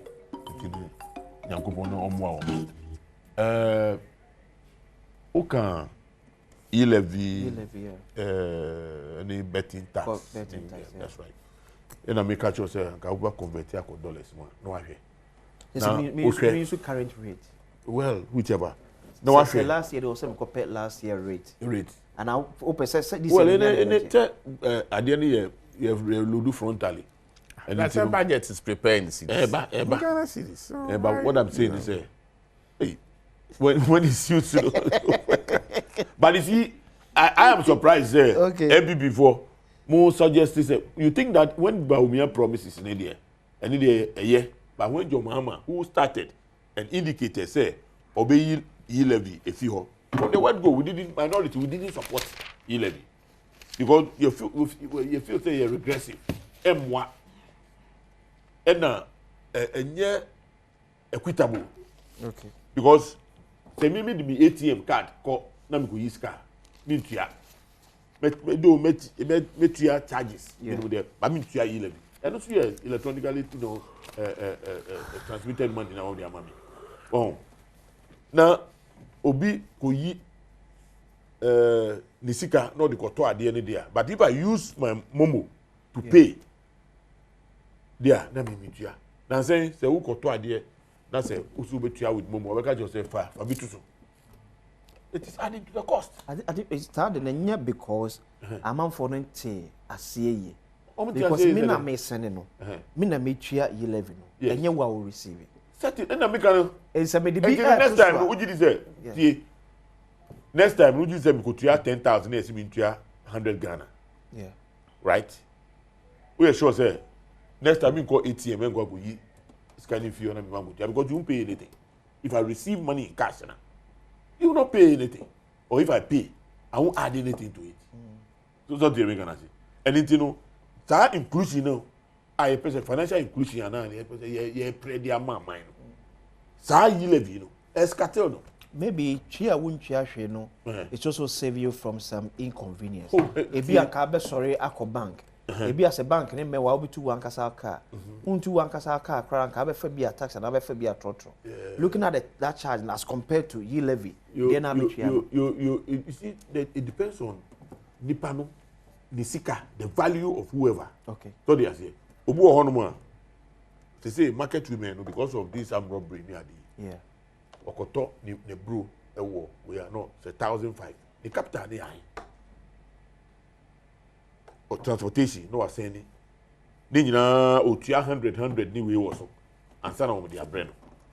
So to the Americans, and it you know on the spell of the moment, so time now all saying this can. Now doing and court transportation, we are now say bibisu say that they can't be brain. No, because it may be a tremuno or saying it on Tuawe. The Oya say other charges no can also be in the transportation anyway. No. But 11 additional extra about the count. So the American say. And it you know say the American who call ATM now go give now you two best 50 cedis. Who bet me can say and 50 cedis will be transportation near day. So about matter. But yenti 11 e was. Into sikano. Ebi mekano in a business officer. About 2.1 billion Ghana this year from year levy. When you say give it 18 the Republic be tax expert. But O-level economics kakra mission and see elasticity of demand elasticity of tax normal be now the effect of overtaxing when people are who bedding amount for with taxes be brave after they will end up avoiding it because who share them say one these are principles only one these are we need buy now who say and then yet as say say yeah the bowl I be see on now I'm sorry for 100 cedis bra for 200 bra the number of people who will come will be limited. But so, Obia, the Obia, Fabetum. Uber who say, a dumb beba. Him said that principle should apply when it comes to taxes. Say, a war former, Nipanu Tiakra, Obia, Yanin Fiu, Obia, Kofa Bush, and avoid it, tax. and also go fat baby because say lower the cost of evading the tax will be more. Okay, so what I was saying, so, do you think say as a nation, it me pe kwan bi so stabilize your economy? So vis-a-vis your place your dollar to cedi inflation maybe your bobe single digit. Now I want to buy a month more. Do you think that people are going to complain about the taxes? See, Jamie comes there. You see, yesterday I listened to Atu, and I think it was very educating. Okay, maybe you say we are leaving the micro aspect and looking at always the macro. The real sector, no. So when you are adding value, who created jobs along the the supply chain. Omako harvesting, who the buy the car driver for the aba. At the core factory no one way ebi mo ko ro say raw material na ba no obi so add value obi package obi yesi you are creating jobs along the line and now age growth into the eba and it will set people would certainly be paying taxes along the line and and also be boost revenue generation and you don't need to bring in new tax handles.